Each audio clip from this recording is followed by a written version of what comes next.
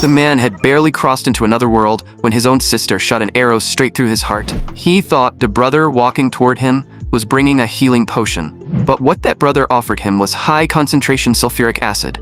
When his father saw what was happening, he immediately stepped in to stop them. Then, as if it was perfectly normal, he crushed the man's bones to pieces. Because the place he had been reborn into was none other than the Demon King's household. Ever since childhood, the original owner of this body had been bullied by his siblings. He had once run to his mother in tears, but his mother told him that if he was born into a demon family, then he should learn to strike back like a demon. The original owner said that if he really did that, his siblings would definitely kill him. His mother only chuckled and said coldly, then he simply had to strike before they did. She also told him that his father had become the great demon king by killing 12 of his own brothers. The next second, she suddenly pulled a dagger from behind her back. Then, she drove it straight into the original owner's chest. She said that if someone wanted to kill him, this was how he should do it. Move faster than they could. When the man woke up again, it was already the next morning. During the night, he had mostly absorbed the memories of the original owner, Kayla. He checked his body and found that yesterday's wounds had almost completely healed. The maid beside him reminded him that he had slept much longer than usual this time. She said it was already time for the family meal, so he needed to get up. Through Kyla's memories, he recognized her as his personal maid, Linlin. The original Kyla had been more timid than his siblings, so everyone looked down on him and bullied him. Even Linlin, his own maid, despised him. Whenever he changed clothes, Linlin made him dress himself. Once, Kayla asked her why his brother's servants helped their master get dressed. Linlin answered that Kayla could help her get dressed too. She even dumped the work she was supposed to do onto Kayla instead. Then, Linlin herself would lie down on Kayla's bed and sleep. So, Kyla knew one thing for sure. This had to change. After getting dressed, he headed to the dining room. But the moment he sat down, Seldra, sitting across from him, suddenly kicked up her leg. A hidden dagger flew from her shoe, piercing straight through Kyla's calf. Pain shot to his entire body, making Kayla shudder on instinct. Seldra only smiled and said he looked a little low on energy, so he should eat more. Kayla knew that if these people discovered his true identity, he would die in the most miserable way possible, so he could only grit his teeth and quietly say that he understood. Then Kyla began eating the food in front of him. But the moment the food entered his mouth, a numbing jolt surged through his body like electricity. Seeing Kayla's reaction, Tom smiled and said that the soup had been prepared especially for him. Looking at the monsters sitting before him, Kyla finally made up his mind. They were demons. They were not his family. And in truth, this world was a game Kyla had once played. More importantly, he had once been the best map designer for that very game. So how could he let himself get trampled by demons inside a game he had helped design? With that thought, Kayla slowly lifted the spoon in front of him. The next second, he flung the soup straight into Seldra's face. Then he pulled the dagger out of his leg and hurled it right into Tom's arm. His father, who was still eating, froze the moment he saw it. The next second, Kayla shot to his feet, flipped the dining table over with raw force, and shouted that if the food was that disgusting, then nobody needed to eat it. That move stunned not only Seldra and Talm, but even his father stared at him in shock. After leaving the dining room, Kayla had only one thought in his mind. That felt incredible, of course, because he had flipped the table. His father beat him half to death afterward, but thanks to the original Kayla's terrifying regeneration, he recovered almost immediately. This must have been the power of the Demon King's son. Now, Kyla wanted to know just how strong that power really was. At that moment, Linlin reminded him that his demon power class was about to begin and told him to hurry over. Kyla turned his head and said coldly that he knew and that she should stop giving him orders from now on. That one sentence left Linlin completely speechless. In the original Kyla's memories, demon power class was one of the worst nightmares he had ever endured. Every time class began, those demons would find new ways to torment him. They were demons among demons. The original Kayla had once thought his own sister might at least try to stop them. But that woman did the exact opposite and told him not to hold back. In truth, the original Kayla had never been weak. He had simply been too soft-hearted. But now Kayla would make proper use of that power for him. Once class began, the teacher announced that Seldra and Tom would not be attending today. Then the teacher asked who had been paired for sparring in the previous lesson. A red-haired boy below raised his hand and said it had been him and Kayla. According to the rules, today would be their second sparring match. After both sides took their positions, the red-haired boy Rod smiled and promised not to beat Kayla to death. The moment he finished speaking, two laser-like short blades formed in Rod's hands. The students below immediately began whispering that Kayla was probably going to get beaten half to death again today. Some even joked that Rod should go easy on him and not make the young master cry. Hearing those words, Rod's smile grew even more sinister. In a way, the original Kayla's life was just like his own before crossing over. Both of them had been rejected and bullied by everyone around them. But there was one difference. The blood flowing inside Kayla belonged to the Demon King. When Kayla's aura erupted around him, Rod instinctively stumbled 2 steps back, unable to understand how Kayla could possess so much magic power. Everyone around them also stared in disbelief. Rod tried to retreat again, only to realize that Kayla's power was pressing down on him so hard he could not move. When Rod looked up again, Kayla had already clenched his fist and flashed right in front of him. The next instant, Kayla slammed his fist into Rod's face. The impact exploded with such force that it smashed a massive crater into the ground beneath Rod. It all happened so fast that many people did not even see what had happened. Even the teacher standing nearby was shocked. Rod lay on the ground after taking that punch, his entire face ruined beyond recognition. Kayla leaned down close to him and asked coldly what he had just said, and who had taught him to speak to the Demon King's son like that. Feeling the pressure coming from Kayla, Rod immediately begged for mercy again and again. Only then did Kayla stand up, looking down at him with ice-cold eyes as she warned him not to provoke her again, or he would die a miserable death. When the others saw Kayla rise, they all stepped back on instinct. As Kayla walked up to the teacher, he suddenly stopped. Then, he turned his head and calmly asked why the class was not continuing. Linlin, standing behind him, was completely stunned. To her, Kayla looked like an entirely different person, and everything that had just happened was seen clearly by the Demon King upstairs. Meanwhile, inside the Demon King's castle, Seldra and Talm were soaking in a medicinal bath to heal their wounds. Seldra roared in fury, saying that bastard actually dared to splash poison soup all over her. Talm told her to focus on healing first, because unlike Kayla, they did not have that terrifying regeneration. The more Seldra thought about it, the angrier she became. Why was Kayla the only one with that kind of regeneration? Talm said in a low voice that it seemed something really had changed in their younger brother. When Kayla flipped the dining table that morning, Talm had noticed one thing. For the first time in his life, he had seen their father smile, even if only slightly. The moment Seldra heard that, her anger burned even hotter. But Talm said this entire situation was far too abnormal. Seldra frowned and asked what he was trying to say. Talm suggested that the two of them should call a temporary truce and deal with Kayla together first. After hearing that, Seldra immediately thought it was a good idea. Soon, the two reached the same conclusion. Before Kayla drew their father's attention again, they would kill him first. Back in the classroom, the teacher summoned a projection and introduced the figure as the former Demon King, Tulk Carlton. The teacher said Lord Tulk had been stronger than anyone in his era, truly unmatched in the entire realm. But in the end, he died because of a conspiracy planned by the Heaven Guild.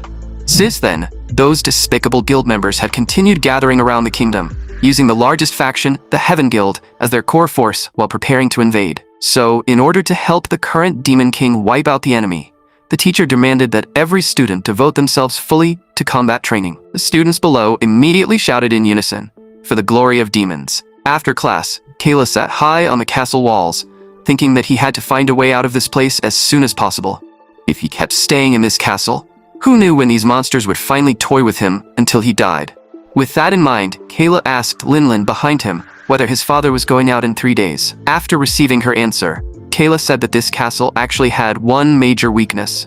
Right now, they had no true map architect who could help them use the battlefield terrain, while those guild bastards were taking advantage of the neglected territory around them to launch attacks. So before his father's next expedition, Kayla planned to use this time to draw a complete map of the entire surrounding region. With that map, his father would be able to wipe out every last enemy without leaving a single one behind. And Kayla's first small goal was simple: get out of this castle. But when Kayla finished the map and presented it to his father suddenly drove one hand straight through Kayla's body and coldly asked what exactly Kayla was trying to show him. Kayla endured the pain and said that the terrain surrounding the castle was extremely unfavorable for their current battles. If they could reshape the terrain according to his plan, the entire situation could be turned around. After hearing that, his father finally focused on the map in Kyla's hand. Only after a moment did he release Kyla and ask why he had secretly built an office. Kayla answered that if he had shamelessly claimed from the start that he wanted to help, his father would never have allowed it. That was why he wanted to finish the result first and present it personally. As the son of the great demon king, he wanted to assist his father in wiping out the guilds. After saying all of this, Kayla quietly stared into his father's cold eyes and waited for his response. Linlin, standing nearby, was trembling all over, wondering how Kayla dared to speak to the demon king like that. After a moment of silence, his father asked how much time he needed. Kayla froze for a second, almost thinking he had misheard. His father asked again how many days Kayla needed to draw the revised terrain map. Kayla quickly raised his hand and held up 5 fingers. His father said coldly that the Heaven Guild would regroup in 3 days, and by then, this map would be useless. Kayla coughed once and immediately explains that he did not mean 5 days. He could finish it in 5 hours. When his father heard that, he suddenly turned his head and looked at Kyla with disbelief. Kayla raised the map and said that within 3 days, before the battle against the Heaven Guild, construction could be completed. So he asked to be allowed to command the plan. Before leaving, his father agreed to Kayla's request, and the corner of his mouth even lifted into another faint smile. But he also warned Kayla that if this failed, he would tear both Kayla and his map to pieces. After his father left, Kayla finally let out a breath of relief. But the next second, he suddenly felt his blood churning violently inside him. Then he coughed up a mouthful of blood. Linlin stared at Kyla, unable to process the fact that he had actually convinced the Demon King. Kayla forced his head up and told her to stop staring and get him to the infirmary. After a simple bandage job, Kyla immediately returned to the workshop to keep drawing, and just as he had promised, he completed the entire terrain map in only 5 hours. The Demon King's army immediately began large-scale construction according to Kyla's blueprint. The mages also placed illusion magic circles at designated points around the construction zone. That way, enemies outside would not be able to detect what was happening inside the territory.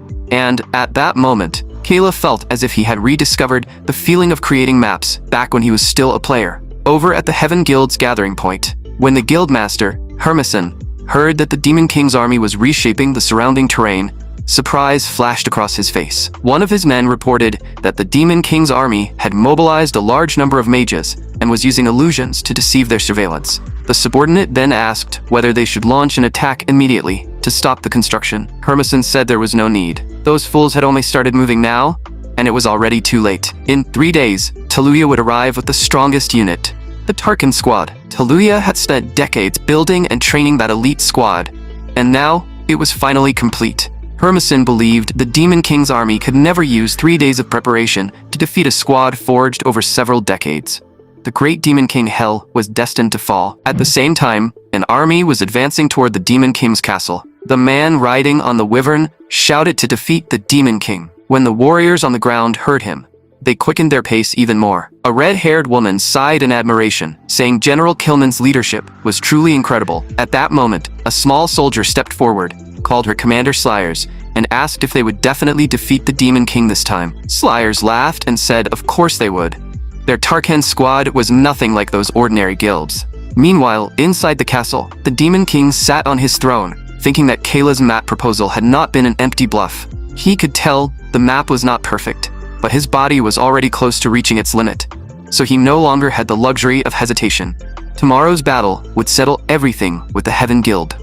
Outside the castle, mages were constantly using magic to transport materials and construct buildings. The trolls on the ground were also carving stone non-stop, turning it into usable construction material. Everything was progressing smoothly according to Kayla's plan. That made Kayla realize that building a map in reality was still completely different from doing it in a game, because here, there were far more factors he could control and change, giving him much more freedom than the game ever had. Now, all he had to do was calmly wait for tomorrow's battle to arrive. The next day, when the Tarkan squad reached the front line, the guild members all came out to welcome them enthusiastically. The leaders on both sides quickly linked up. After exchanging intelligence, Hermeson excitedly declared that they should attack the Demon King's castle immediately. Killman strongly agreed with that proposal, but just as both sides were cheering, a small black dot suddenly appeared in the center of the field. Sensing that something was wrong, Kilman immediately flashed backward. The next second, the black dot exploded with a thunderous boom.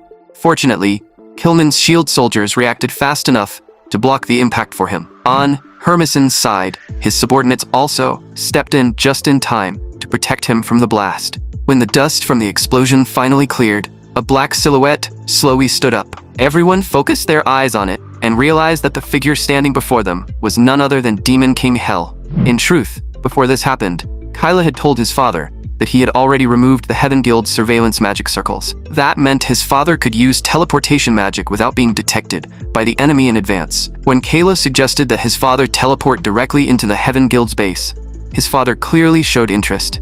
But Seldra, standing nearby, immediately tried to stop him, saying that it was far too dangerous. Calm quickly agreed and said Seldra was right. Hearing that, their father looked at them with ice-cold eyes and asked if they were questioning the power of the Demon King. That sentence scared them so badly that cold sweat poured down their bodies. Town could only stammer a reminder that their father had not fully recovered yet, but their father snapped at them to shut up and decided that he would teleport into the Heaven Guild's base himself, tearing the enemy apart from the inside out. Back on the battlefield, Demon King Hell revealed himself and said coldly to everyone around him that he would make them regret coming here. His overwhelming pressure spread in every direction, forcing everyone to take several steps back without realizing it. Kilman was the first to react and immediately ordered his troops to attack. On Kayla's side, the army had also finished assembling, and at his command, the demons opened the castle gates and charged toward the battlefield. The guild members quickly sent their own forces forward to meet them. Very soon, the two sides clashed head-on. But since Kayla's side had launched a surprise attack, the enemy was caught completely off guard. Seeing that the plan had not gone wrong, the corner of Kayla's mouth lifted slightly. But just then, Seldra and Tom climbed to the top of the castle and appeared behind Kayla. The moment Kayla saw them, he knew something was wrong. Tom giggled and swung the long whip in his hand straight at Kayla. Kayla had no time to dodge, and the whip pierced directly into his lower abdomen. Worse, the whip kept drilling deeper into him, as if trying to stab him to death from the inside. Seeing Kayla restrained, Seldra immediately grabbed her greatsword and rushed toward him. The next second, her blade came down and sliced Kayla's head clean off. The two of them believed that no matter how powerful Kayla's regeneration was, he was definitely dead this time. As Kayla's head flew through the air, his eyes widened in disbelief. When they saw his body fall from the castle and stop moving, the two prepared to go claim credit from the Demon King. Just then, Seldra suddenly drew her dagger and stabbed toward Tom's neck. Fortunately, Talm reacted fast enough and dodged away from the vital strike. Seldra giggled at the sight, then quickly jumped back to create a safe distance. Talm stared at the dagger in her hand and said in shock that it was their mother's weapon, something they were clearly forbidden to use. Seldra said they were demons, so who cared about some trash rule? If she took Talm out here too, then she would become the only heir. Hearing that, Talm gritted his teeth so hard they nearly cracked. The next second, he kicked off the ground and charged straight at Seldra. Seldra charged right back at him without backing down, saying that the moment Talm was stabbed by that dagger, his fate was already sealed. The next second, the two of them crashed into each other and started fighting viciously. Meanwhile, Kayla lay on the ground, watching the two tear into each other before slowly closing his eyes. Suddenly, Linlin used her magic to melt the ground beneath him. Then Linlin dragged Kayla aside and pressed his head back onto his body. After finishing all that, Linlin was panting hard, her entire body trembling uncontrollably. On the battlefield, the demons had already followed their orders and circled around to the rear of the guild forces. But the moment they charged out, they realized guild members had already been waiting there. As soon as the demons appeared, the guild members immediately raised their weapons and launched a counterattack. The demons did not care at all and charged straight into the attack. While the two sides clashed fiercely, the battle at the center of the guild forces also erupted. At General Kilman's command, his dragon began gathering a blazing fireball in its mouth. Then it fired the scorching blast straight at the Demon King. Seeing this, the Demon King only murmured that it had been a long time since he last saw a dragon breath attack. The next second, he dodged the dragon breath with a quick movement, then grabbed the dragon's head with both arms. Then, with a sudden burst of strength, he ripped the dragon's head clean off. Seeing the Demon King's terrifying figure, Kilman was so frightened that he could not even speak. The other ranged mages snapped back to their senses and immediately launched their attacks. In an instant, the Demon King was swallowed by beams of light and magic spheres. Looking at the rising smoke, Killman could not help asking if they had succeeded. But when the smoke cleared, everyone realized the Demon King's appearance had completely changed. Killman's heart sank. Just as the books described, the Demon King had transformed. Slayers cried out that this was the Demon King's final form. The ordinary members around them trembled in fear the moment they saw him. Slayers immediately turned back and shouted for everyone to stay sharp and not let fear consume them. But even Killman, the general himself, could not stop his body from shaking under the Demon King's pressure. And the Demon King, standing at the center of them all, showed no fear at all. He knew perfectly well that Kyla's plan had one major flaw. There was no way out. The plan could indeed use the magic circles to gather their forces directly in the center of the Heaven Guild's base. But if they lost, there would be no path of retreat. However, as the Demon King, he had never mentioned that weakness. Because the Demon King never worried about having no way out. He even suspected that Kayla had already considered this point as well. With that thought, the pressure around the Demon King surged even higher. Seeing this, Killman immediately ordered everyone to prepare for battle. Meanwhile, beneath the castle, after Linlin placed Kyla's head back onto his body, her entire body was still trembling uncontrollably, and she kept whispering desperate prayers under her breath. She remembered the experiment Kayla had done with her one day earlier. At that time, Kyla discovered that even if one of his limbs was severed, he could quickly attach it back to his body. After testing his arms and legs, the next part to test was his head. Kayla pointed at his own neck and said, "This part might hurt a little." So when Linlin cut it off, she had better do it fast. After the experiment was over, Kayla told Linlin to find Seldra's servant and to pass along his exact words without changing a single thing. After that, Linlin privately met with Seldra's servant. She told the servant that Kayla planned to use the chaos of the battle to kill Seldra himself. The maid became furious the moment she heard this, and said she had to tell Seldra immediately. Seeing that the bait had worked, Linlin added that Seldra could turn Kyla's plan against him and cut off his head instead. No matter how fast Kayla regenerated, he would still die without a head. And so, Linlin followed Kayla's insane plan. But now that Kayla's head had been separated from his body for so long, she had no idea whether it would still work. Just as Linlin was panicking and completely at a loss, Kayla slowly opened his eyes. As he sat up, he said it seemed the dagger infused with magic had slowed his regeneration down by a lot. But since he had survived, none of that mattered anymore. Everything was still moving according to his plan. The first thing Kayla did after getting up was terminate the master-servant contract between himself and Linlin. Seeing what he had done, Linlin was completely stunned. Kayla looked back and told her that from now on, she was free. But to his surprise, Linlin did not leave. Instead, she ran over and hugged him.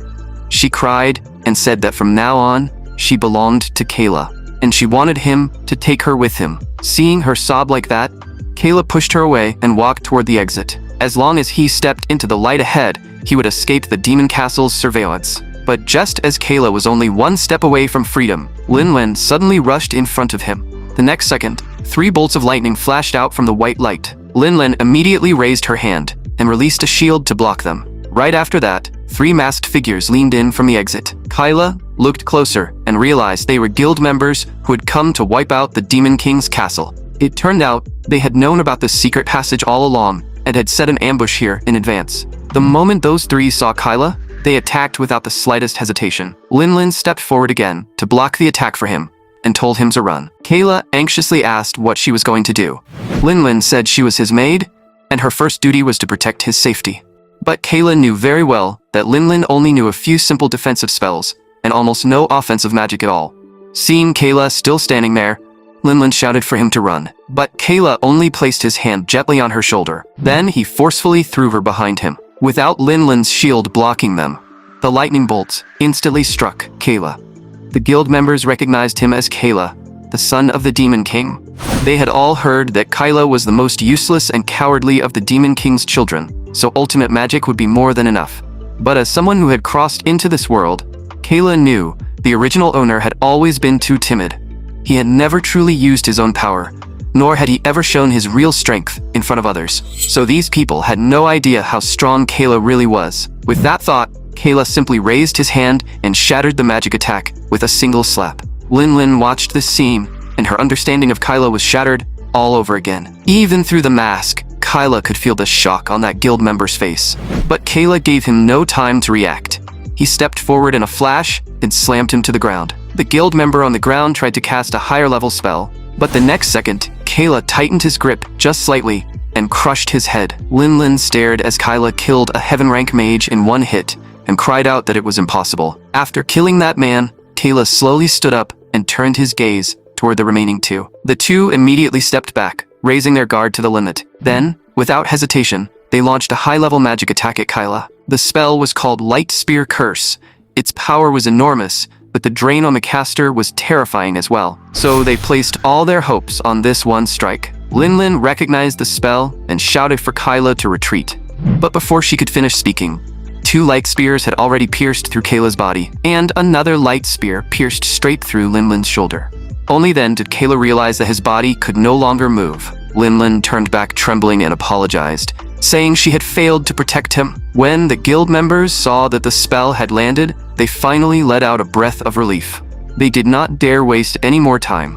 One of them drew his sword and prepared to step forward to finish Kayla and Linlin off. But the man behind him stopped him, saying it would be a waste to kill them just like that. Then he walked over to Linlin with a twisted grin and lifted her chin with his hand. Linlin immediately understood what he was trying to do and cursed him out on the spot. Hearing that, the man also drew his sword and pressed it against Linlin's neck, saying he would teach her a lesson soon enough. But before that, they planned to kill Kayla first. Yet, the instant that man raised his sword to cut off Kayla's head, Kayla suddenly felt a faint ripple of magic in the air around him. Immediately after, his father, Demon King Hell, appeared in front of him. Seeing his father here, Kayla urgently asked whether the battle on his side had already ended. But his father told Kayla to listen carefully. Among his children, Seldra would do anything to inherit the Demon King's throne, with no regard for the lives of other demons of her own kind. Tom, on the other hand, had no ambition to become the Demon King. Kayla cut him off directly, saying he did not care about them at all. He only wanted to know how his father had come here. His father told Kayla that every generation of Demon King possessed one ability. Before death, they could pass all the magic power they had accumulated in their lifetime to their own bloodline. Hearing that, Kayla's eyes widened instantly. His father continued, saying that although he had only watched Kayla for a very short time, he could already tell that Kayla was the best candidate to become the next Demon King. As he spoke, a black magic orb began condensing in his palm. Then, he pressed that orb against Kayla's chest. After doing this, his father's phantom slowly began to fade. Meanwhile, at the center of the guild-based battlefield, Demon King Hell's severed head had fallen to the ground, with the corpse of the great general lying nearby. The guild had paid an enormous price before finally killing the Demon King. None of them could believe his strength had been that terrifying. He had teleported in alone and fought to the bitter end by himself. Back with Kayla, the moment he received the Demon King's inheritance, he shattered the light spears inside his body. Even the light spear piercing Linlin disappeared along with them. The two guild members could not understand why Kayla's magic power had suddenly surged. Feeling the new power inside him, Kayla's lips curled into a wicked smile. Now that Demon King Hell was dead, Kayla had inherited his power. At this point, Kayla's plan had succeeded. After that rush of ecstasy, Kayla only raised his hand slightly, and magic several times stronger than before erupted around him. The two men realized something was wrong and immediately turned to run. But Kayla had no intention of giving them that chance. He clenched his fist and flashed forward. With one punch, both men were blasted dozens of meters away. By the time they crashed into the wall, they had already lost consciousness. Kayla now possessed Hell's overwhelming power, but with his current body, he probably could not withstand it for very long. Still, the important thing was that he could finally escape the Demon King's castle. He had finally reached freedom. But before Kayla could take more than a few steps, blue light suddenly wrapped around his body. Linlin recognized it at once as teleportation magic. Realizing that his body was beginning to disappear, Kayla urgently reached out to Linlin. Linlin ignored everything else and immediately stepped into the teleportation circle with him. As the circle flashed with blue light, the two looked around and realized they had arrived in a completely unfamiliar place. Linlin asked in shock if Kayla could actually use teleportation magic, and she also realized that all her injuries had healed. Kayla said the magic circle just now had not been summoned by him. It seemed more like a spell the Demon King had placed on his children in advance. They might have spent 3 days inside the teleportation space, and the Demon King had likely done this so his children could escape safely if the castle fell. After hearing Kayla's explanation, Linlin also realized that Demon King Hell had most likely fallen. So she solemnly declared that she would support Kyla in becoming the next Demon King. Kayla felt that Linlin had clearly misunderstood something, because he had no desire to become the Demon King at all. But considering how short-handed he was right now, he chose not to tell her the truth for the time being. After walking for a while, the two soon saw a massive castle in the distance. The moment Linlin saw it, she stopped in her tracks, her eyes widening in shock, because she recognized it at once. That was the magical kingdom of Arsal, a nation that trained its talents for one purpose only: defeating demons. And right now, the city was holding a celebration over the defeat of the Demon King. To avoid exposing their demon identities, Linlin immediately used transformation magic. Kyla also disguised his appearance. After entering the city, Kayla asked Linlin to tell him everything she knew about this place. Linlin explained that Arsal was a small island nation on the eastern border of Teruya. It was protected by Shuihuo, a giant mysterious creature living in the nearby sea.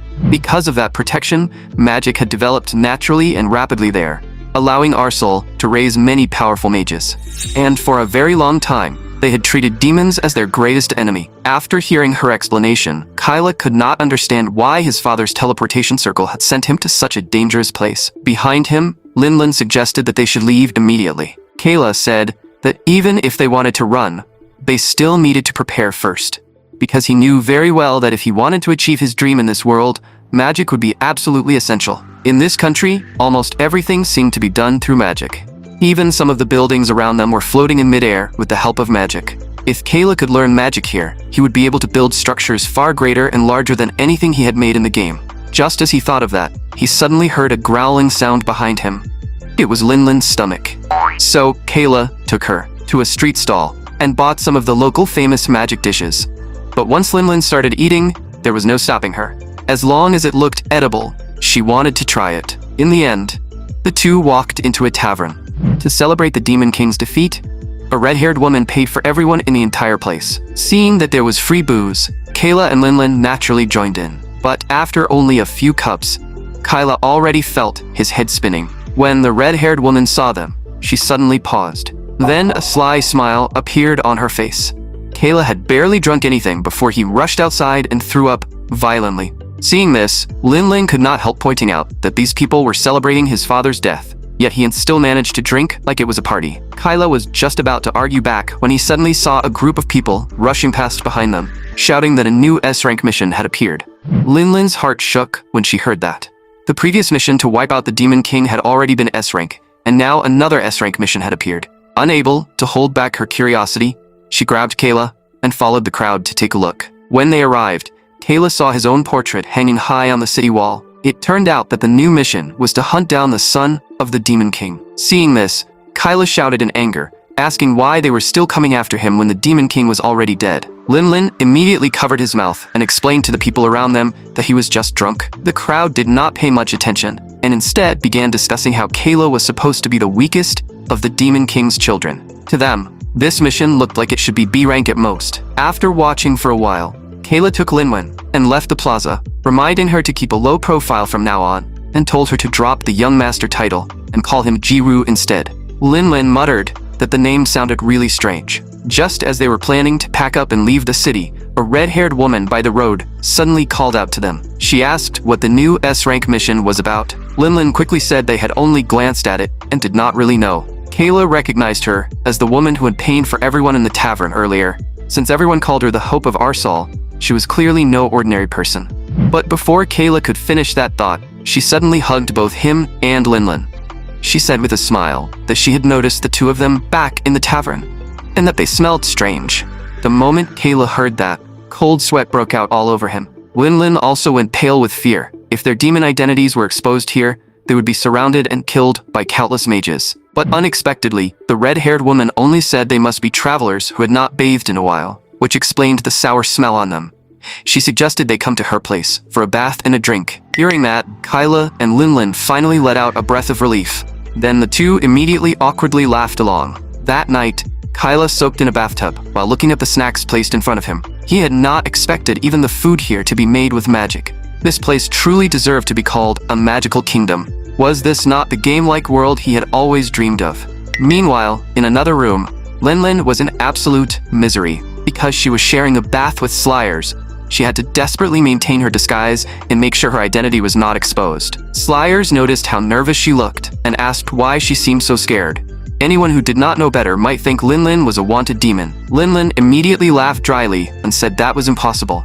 As soon as she finished speaking, Slayers raised her hand and gathered a faint cloud of vapor in her palm. She smiled and said she could use the fragrance to help Linlin relax. Linlin recognized it at a glance. That was no ordinary scent. It was the aura of the holy element. For demons, it was practically the worst smell possible because it could drain away their magic power. And once their magic weakened, their disguise spell would collapse too. Inside, Linlin was screaming for Kayla to hurry up and save her. But at that very moment, Kayla was leisurely enjoying a cup of delicious coffee somewhere else. With no other choice, Linlin could only cover her mouth and nose tightly, refusing to breathe in the scent. Beside her, Slayers began talking about how she had fought her way through the war against the Demon King. And as she spoke, she kept moving closer to Linlin. Unable to hold her breath any longer, Linlin quickly stood up and said Slayers could continue the story later. Then, using the bathroom as an excuse, Linlin jumped out of the bathtub and rushed out in panic. Watching Linlin flee, Slayers smiled faintly and murmured that it seemed Linlin did not like holy energy. When Kayla came out, he happened to run into Linlin in the hallway. The moment Linlin saw him, she rushed over and said her disguise had almost been broken just now. She then told Kayla what had happened and suggested that they leave this dangerous place immediately. After hearing her out, Kayla thought for a moment, then turned around, deciding to take one last bath before leaving. But just then, Slayers appeared behind them and asked if they were already planning to leave. Linlin turned around and stammered out a random excuse, trying to get away as quickly as possible. Slayers asked if they really did not want to try the magic drinks and dishes here, saying they were 10,000 times better than those snacks. The moment Kayla heard that, his expression immediately turned cautious. Then, he decisively nodded and said he would love to try them. Meanwhile, outside the house where they were staying, a group of mages had quietly arrived. One of them whispered, asking if there really was a demon here. The leader replied that this was not just any demon. It was the son of the Demon King. This was a once-in-a-lifetime chance, and they had to capture him. In the living room, Slayers poured Kayla and Linlin a drink each, saying it was made with holy water and tasted great. But as demons, Kayla and Linlin could only stare at the holy water in their hands while trembling inside. Slayers said that in order to kill the Demon King, she had joined the human elite unit known as the Tarkin Squad. After joining the squad, she trained desperately, every single day. As she spoke, she lifted her clothes slightly and showed them the scars left from that training. Looking at the scar that was nearly 3 inches wide, both Kayla and Linlin froze. Then, Slayers gently wiped her hand across her face, revealing another scar there. She said that, in truth, she only had one eye left. This stunned Kayla, and he could not understand what this woman was trying to do. Slayers explained that most of the time, she used magic to maintain her appearance. Whenever she saw those scars, she would remember the pain of that day. To defeat the Demon King, they had been forced to undergo the harshest training since childhood. So, in order to fight the Demon King, she had practically sacrificed her entire life. As she said this, Slayers suddenly stood up, walked over to Kayla, and asked what the two of them had been doing all that time. The next second, she lifted Kayla's shirt. As her hand slowly moved upward, she asked why there was not a single scar on his body and why his skin was as smooth as a baby's. Kayla could feel that as her hand touched him, his disguise was slowly being unraveled. Then, Slayers leaned close to his ear and whispered, "You're a demon, aren't you?" Hearing that, Kayla instantly broke out in cold sweat. Just then, a swarm of rats suddenly crawled out of the chimney. The next second, after a flash of light, all those tiny rats transformed into mages. Seeing this, Kayla and Linlin immediately sensed that something was wrong. It looked like they had truly fallen into this woman's trap today. Before they could react, the mages stepped forward and surrounded them completely. But to Kayla's surprise, the leader shouted at Slayers, saying they had finally found her, the demon who had infiltrated the city. Slayers did not panic at all. She simply stood up and placed herself in front of Kayla and Linlin. Only then did Kayla understand that these mages had not come for them. And judging from the situation, Slayers was actually a demon too. Since her identity had already been exposed, Slayers stopped pretending. She released the magic power around her, summoned her staff, and stepped forward. The mages no longer hesitated and launched their attacks at Slayers. But against attacks of that level, she did not even bother lifting her eyelids. As an elite mage of the Tarkin Squad, Slayers did not take these arsal mages seriously at all. With a casual wave of her hand, she fired a black magic orb, blasting the entire room apart. The shockwave was so powerful that even Kayla, who had inherited the Demon King's power, was forced to take several steps back. Even after the explosion ended, thick demonic energy still lingered in the air. Linlin protected Kyla while saying in shock she couldn't believe someone possessed such powerful magic. After Kayla recovered from the shock, he immediately asked Slayers why she had protected them. Slayers slowly turned back and said she was Demon King Hell's daughter, which also made her Kayla's biological older sister. After that, Slayers brought them to the Earth Demon tribe. The moment the Earth Demons saw that Kayla was the Demon King's heir, they became extremely respectful and obeyed him without question. After entering their underground city, Kayla looked around and realized this place was completely different from the Demon King's castle. None of the buildings here used magic. Instead, they were built mainly from natural materials. And more importantly, Kayla could hardly believe the city's location. Beneath this desert, there was actually such a massive underground city. With that in mind, Kayla thanked Slayers for bringing him here, because the talents of these earth demons were exactly what they needed in the early stage. While eating, Slayers said there was also an excellent warrior here who could be recruited. That immediately caught Kayla's interest, and he asked what kind of demon this warrior was. Slayers said that when the human elite unit, the Tarkin squad, had been on its way to the Demon King's castle, they discovered this city. At that time, the moment Kilman saw these demons, he ordered them all to be slaughtered. The earth demons here were no match for the Tarkin squad, and the city's defenses were quickly broken. Back then, Slayers had been serving as an undercover commander inside the Tarkin squad, and that was when she saw a powerful earth demon step forward to protect a group of children. Kilman looked at him with clear curiosity. Then he asked the earth demon for his name. The earth demon answered that his name was Douglas. After hearing that, Kilman quietly repeated the name under his breath. Facing the aggressive Kilman, Douglas was already prepared to fight to the death. But to his surprise, Kilman ordered a retreat and continued advancing toward the Demon King's castle. As Douglas stood there, looking completely confused, Slayers explained to him that his courage had saved his tribe. After hearing Slayers' story, Kayla began to take an interest in Douglas. An earth demon who could actually fight had already far exceeded Kayla's expectations. So Kayla called over the earth demon chief and said he wanted to meet Douglas. When the chief heard that name, he advised Kayla to choose someone else and explained that Douglas was extremely stubborn. Kayla told him not to worry about that and simply lead the way. Before long, they arrived at a blacksmith shop.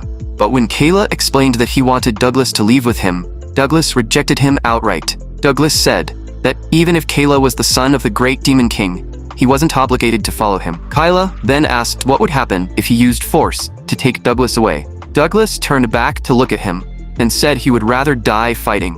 Kayla asked why he was so determined to remain here. Douglas said he had been born here and raised here, so he had a duty to protect this land. After saying that, he even apologized to Kayla. Looking at Douglas's stubborn determination, Kayla was reminded of how desperate he used to be in the game, trying desperately to pull an orc ally just like him. In the end, Kayla could only sigh helplessly and turn to leave. But the moment Kayla came out, he saw Slayers and Linlin completely drunk. Seeing this, Kayla was instantly furious.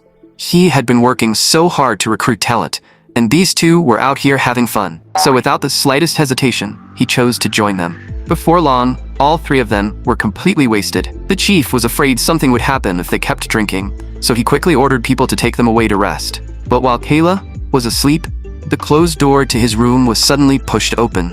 Then, several earth demons carrying axes walked in, one after another. When they reached Kayla's bed, Douglas raised his axe high over Kayla's head and cursed him as a coward. The moment he finished speaking, Douglas swung the axe straight down at Kayla's head.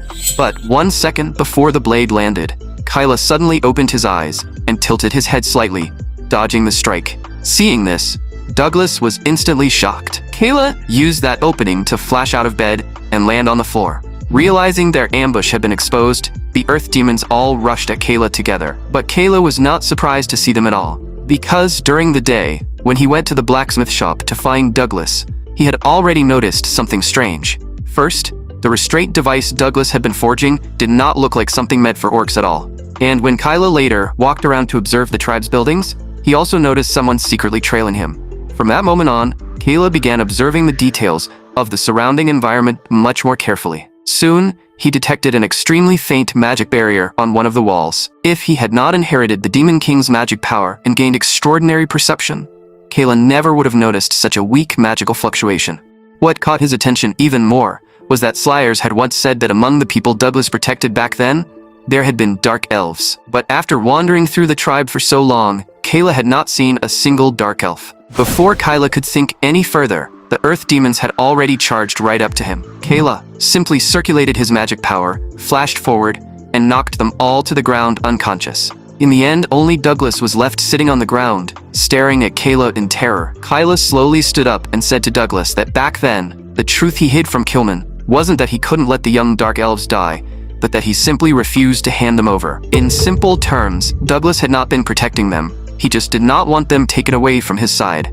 So now, was it time to remove that magic barrier? Soon, Kayla brought Douglas to the plaza. The moment the earth demons saw them, they all grabbed their weapons and surrounded Kayla. From their reaction, Kayla could easily guess that the entire tribe was probably involved in this. When the chief rushed over and saw Douglas, he asked in horror if Douglas had truly failed. Douglas could only turn back and stammer an apology. Seeing that some of the earth demons were eager to rush forward, Kayla immediately raised the light blade in his hand and warned them not to move, or he would kill Douglas on the spot.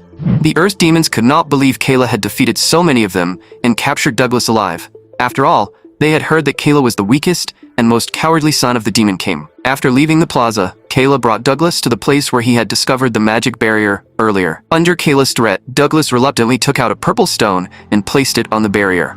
The moment the purple stone touched the magic circle, the wall in front of them vanished with a sharp flash, revealing a pitch-black cave behind it. And inside that cave, countless dark elves were being held captive. Even though Kayla had already prepared himself mentally, the sight still shook him hard because their condition was far worse than he had imagined. After Slayers and Linlin learned that Kayla had been ambushed, they rushed over as well. The moment they reached Kyla's side, they froze in shock at the scene inside the cave. Without turning around, Kayla asked Slayers if she could use memory transfer magic to let him see the memories of these dark elves. Slayers stepped forward and said that while it would not be as clear as transferring her own memories, she could try. Then she raised her hand and activated memory transfer magic. The memories of one dark elf began flooding violently into Kayla's mind.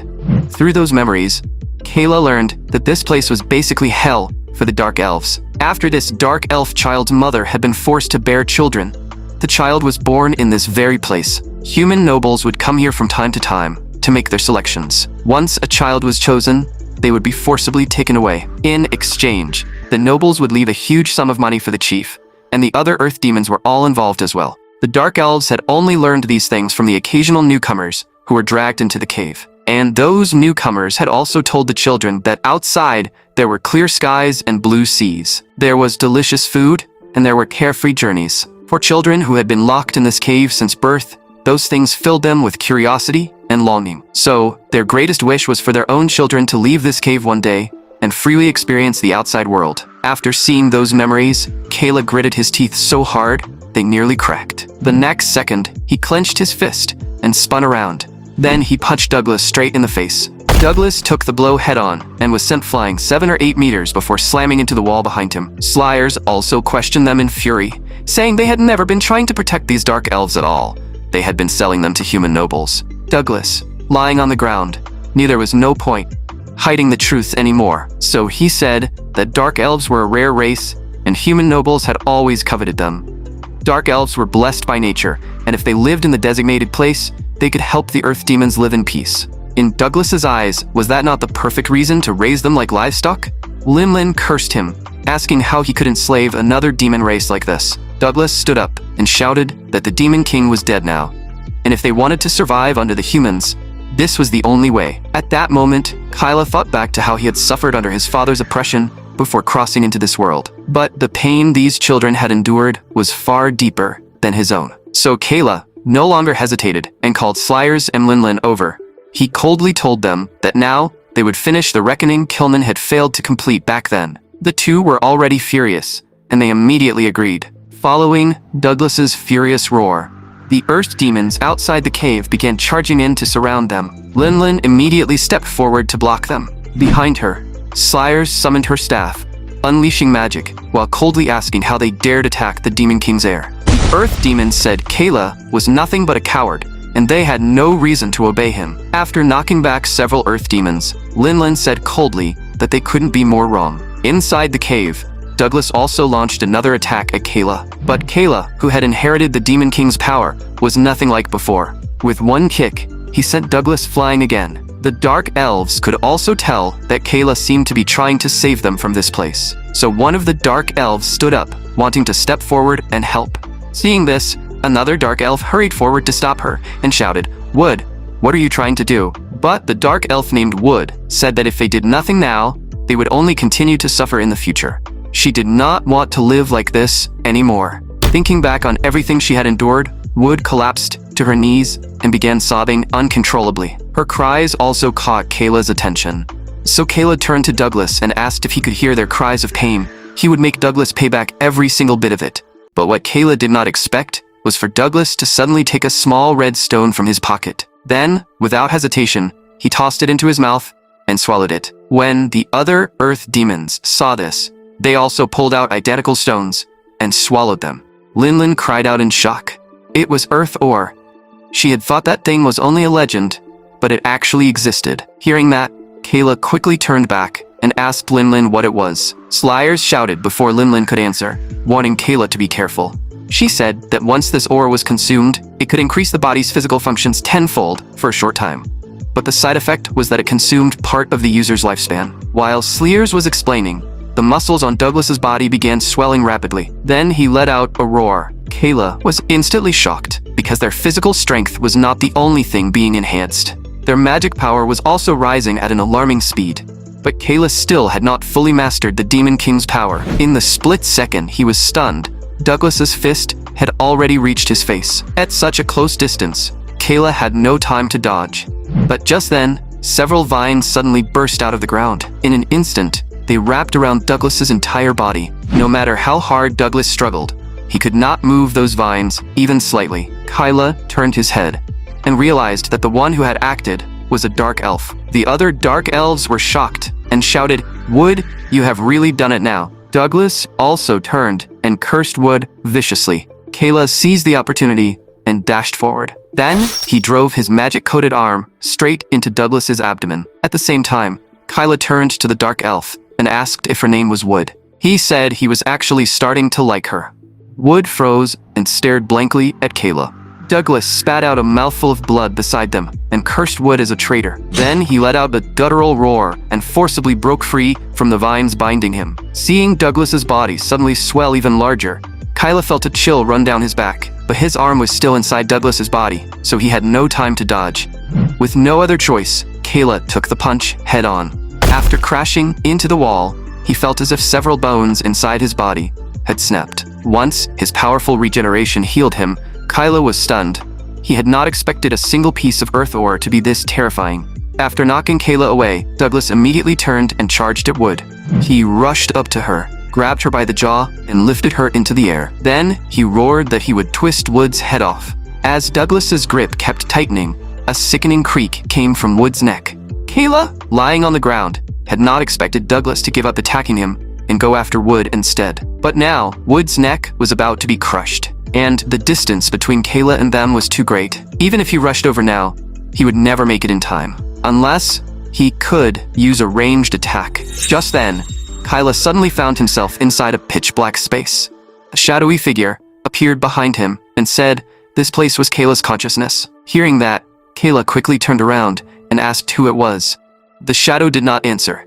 It only asked if he still wanted to save that elf. Although time flowed much slower here than in reality, he still needed to move fast. The moment Kayla heard that, he immediately asked if there was a way to save Wood. The shadow said Kayla was not yet ready to use all the power the Demon King had given him, but as his body and mind became more aligned, he would unlock more and more of that power. Kayla impatiently cut it off and said the explanations could wait.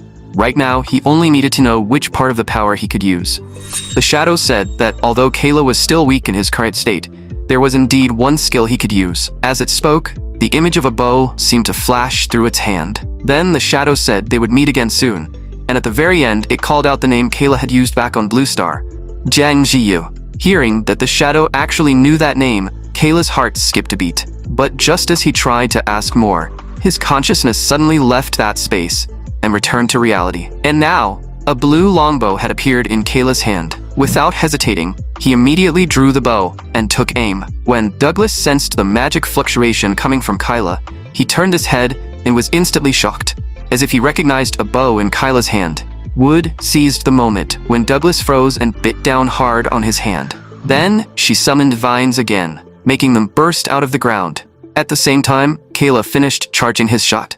With a sharp whoosh, the magic arrow shot forward. The instant the arrow touched Douglas, intense blue flames erupted.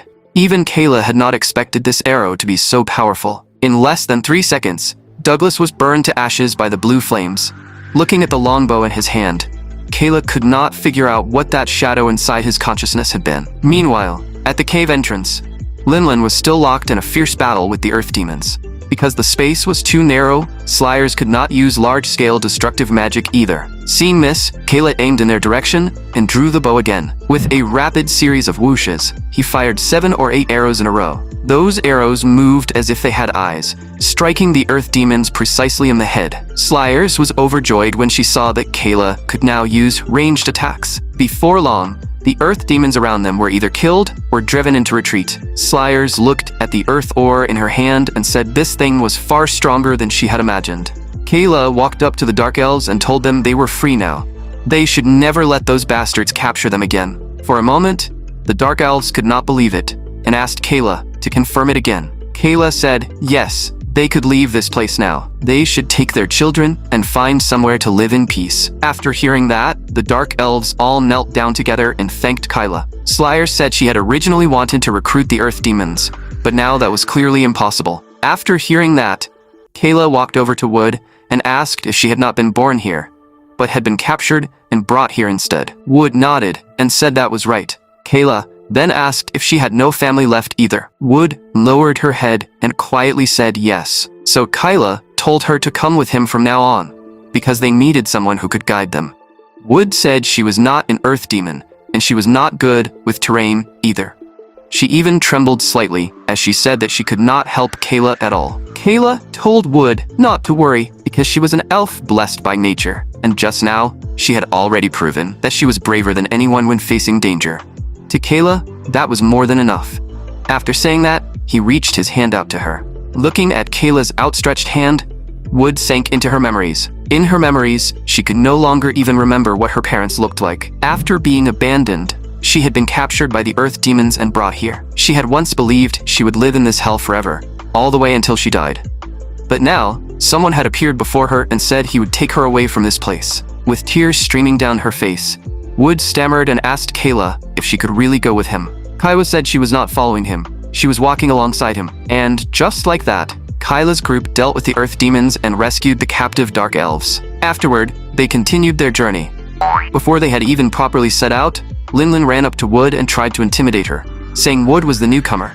So from now on, she had to listen to Linlin. After saying goodbye to the Dark Elves, Kayla's group moved on, and Slayers suggested they should first find a place with a river. As an elf, Wood immediately stepped forward and pointed in one direction, saying she could smell water over there. Hearing that, Linlin immediately leaned in and acted tough, saying Wood did have some skills after all, which made her a little like Linlin. Kayla asked Slayers why they needed to find a river. Slayers explained that traveling on foot would be too slow, so they needed to find a water source and look for creatures they could ride. From behind them, Linlin immediately suggested that they could catch a dragon. Slayers told her to stop dreaming, saying they would be lucky enough if they found a unicorn. After thinking it over, Kayla decided to follow their suggestion and head toward the water source. Meanwhile, beside a small stream not far from them, 2 unicorns were drinking water. Suddenly, they seemed to sense something and immediately raised their heads, their eyes full of alertness. After seeing what was coming, they did not hesitate for even a second and fled the area. Not long after the unicorns left, a massive creature arrived at the stream. The footprints left behind by that enormous creature were nearly 2 meters long, and it was none other than the legendary creature known as a wyvern. Kayla's group knew nothing about this. They were still on their way to the water source, while Linlin kept going on and on about catching a dragon. Not long after they left, a woman in a white robe arrived at the Earth Demon tribe. When the last surviving Earth Demon saw her, he immediately shouted for help. This woman in white was Kudli, the one who had previously used a tracking spell on the Demon King's severed head. Not long ago, following the tracking spell, they had slaughtered many demon groups, yet they still had not found Kyla's trail. Kudli analyzed that the family tracking spell had likely failed because multiple target individuals existed. Karka said that after the last great battle, it should be impossible for so many of the Demon King's children to have survived. Was there really no way to tell which one was the real Kyla? Audrea, who was eating meat nearby, added that they could not possibly hunt down every single target. Killian cut them off and said they had no other choice now. They would simply have to slaughter every demon scattered across the continent. Then, Killian asked Kudli if there was a way to quickly investigate the demon tribes nearby. Kudli replied that if she moved alone, she could teleport over a short distance, which would make things much faster. Dide stood up and said that, in that case, the rest of them only needed to follow behind and clean up the battlefield. After they reached an agreement, Kudli slowly rose to her feet. A blue light flashed as her eyes widened. The next instant, her entire body vanished from where she stood. While investigating the Earth Demon tribe, Kudli detected a faint trace of magic power left behind by Kayla. The surviving Earth Demon on the ground also told Kudli everything Kyla had done there. After hearing that, Kudli asked which direction Kayla had gone in the end. The Earth Demon said he did not know and kept urging Kudli to save him quickly. But the next second, a beam of light shot out and pierced straight through his skull. Then Kudli used her tracking spell again on the remaining trace of Kayla's aura. Meanwhile, Kayla's group had also arrived near the stream. When he saw that there really was a water source here, Kyla praised Wood, saying elves really were impressive if she could smell water from several kilometers away. Linlin immediately ran over and told Wood not to get too full of herself. Because they had traveled for so long without eating, Kyla's stomach had already started growling. Linlin quickly said her fishing skills were amazing, and if Kyla waited a little, he would have grilled fish to eat. But before she could even finish speaking, all the fish in the stream suddenly jumped out of the water. Then, they jumped straight into Wood's arms. Seeing the shocked and confused looks on everyone's faces, Wood explained that she had done it by using the power of nature to control the water current. Seeing Wood suddenly become the center of attention, Linlin felt her sense of crisis growing stronger and stronger. Even when Linlin tried to help by starting a fire, Slyers beat her to it and summoned an even larger flame first. This made Linlin feel as if she had become completely useless. Before long, the fish were grilled, and everyone immediately dug in. After taking a couple of bites, Kayla looked over at Linlin and asked if she was not going to eat. Linlin had just said she had no appetite when Slyers casually took her portion away. But Kayla still noticed that Linlin looked extremely down. So he spoke up and said fish alone was not enough, and wondered if there was any fruit nearby. The moment Linlin heard that, she perked up and said she would go look for some right away. When Wood looked like she wanted to use her ability to help too, Kayla stopped her. By the time he turned back around, Linlin had already run far away. Slyer saw through his little act and leaned in, saying he was surprisingly thoughtful. After Linlin left, Wood said she had seen unicorns when she was little, and she had smelled their scent here earlier. Kayla muttered that it would be great if they could catch a dragon, like Linlin had said. Slyers frowned and said there were no true dragons here at all. After Linlin ran into the forest, she soon spotted an apple tree. Eager to prove herself, she did not pay attention to what she was stepping on, and used it as a stepping stone to leap toward the tree. But just as she reached out to pick an apple, the thing beneath her feet slowly began to move. Linlin looked down and saw an eye as large as a lantern staring right back up at her. Then she followed that eye and looked over the rest of the enormous creature. Only then did she realize in horror that she was standing on the head of a wyvern. Meanwhile, Kayla's group was still sitting beside the campfire, discussing the power inside Wood. Wood said she did not really know how to describe it, but she could sense the power of nature within a certain range. Hearing this, Kayla guessed that it was probably similar to a map scanning ability in a game. Slyers said that this was an excellent ability for finding dungeons. Wood explained that the range she could currently sense was not very wide. Kyla asked if there was a way to upgrade that range later. Wood said she had heard that if she consumed the dragon insight stone of a dragon that had lived for over 1,000 years, her sensing range could increase by several hundred times. When Kayla heard the shocking word several hundred times, he froze on the spot. Slyers said dragons were already extremely rare, and even if they actually found one, killing it would be almost impossible. Kayla asked if dragons were really that powerful. Slyers said dragons were basically among the top predators in nature. and they also hated demons intensely. Only a tiny number of humans with terrifyingly strong mental power could ever tame a dragon. Kyla let out a cold laugh and said that was truly ironic. The only ones capable of taming dragons were actually the supposedly weak humans. Slyers told them not to think about that, because there was no way they would run into a dragon in a place like this. But the moment she finished speaking, Lin came screaming toward them with a massive dragon chasing behind her. Everyone was stunned. Once they came back to their senses, they did not hesitate for even a second and immediately turned to run. As they ran, Kayla asked Slyers what was going on. Had she not just said there was no way a dragon would appear here? Slyers said she had no idea either, and she had never seen a dragon this huge before. Not far away, Kudli had followed the remnants of Kyla's aura to the area, which she also heard a roar coming from the distance. Kudli stopped and murmured that the sound seemed like a dragon's roar. After running for a while, Kayla's group saw a giant boulder ahead and immediately hid behind it. When the dragon could not find them, it looked around for a while. After confirming that they had truly disappeared, it finally turned and left. Only after making sure the dragon was gone did Slyers roar at Linlin, asking what on earth had happened. She had sent Linlin to pick fruit, yet Linlin had somehow brought back a dragon. Wood looked in the direction the dragon had left and said that judging from its size, it had definitely lived for over 1,000 years. Kayla cried out that this meant, but before he could finish, Kudli continued for him, saying it meant the dragon had an insight stone inside its body. Kayla turned back and agreed, saying this was a perfect opportunity. After saying that, Kyla's group of 4 all looked at Kudli, and the atmosphere instantly fell silent. Slyers was the first to recognize her. Her expression changed as she shouted that Kudli was from White Tarkan. The moment they heard that, Kayla's group immediately stood up and backed away. Then, they drew their weapons and took a fighting stance. According to rumors, this woman was a cold-blooded and infamous mage. When Kyla heard that, he immediately took another step back to create more distance. He had thought that after the Demon King died, he could live peacefully once he escaped the castle. Seeing how tense they were, Kudli told them to calm down and said there was no need to fight here. That made Kyla extremely confused.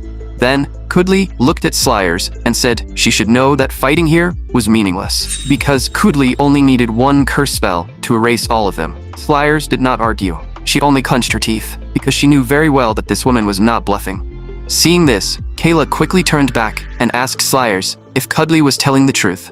Slyers answered in a low voice that Kudli was not exaggerating. This woman was stronger than all of them combined. Linlin immediately panicked and asked what they should do now. Kudli said that as long as they came with her quietly, they would not have to die for now. Kyla asked where she wanted to take them. Kudli replied that she would take them to meet her captain, Killian. The moment Slyers heard that name, cold sweat broke out on her face. She had not expected the captain of humanity's strongest squad to be here as well. Kayla naturally knew that if they really followed Kudli back, they would probably have no way to survive. So he stopped hesitating and immediately drew his bow and fired. Kudli saw this and only raised her hand slowly, forming a barrier around herself.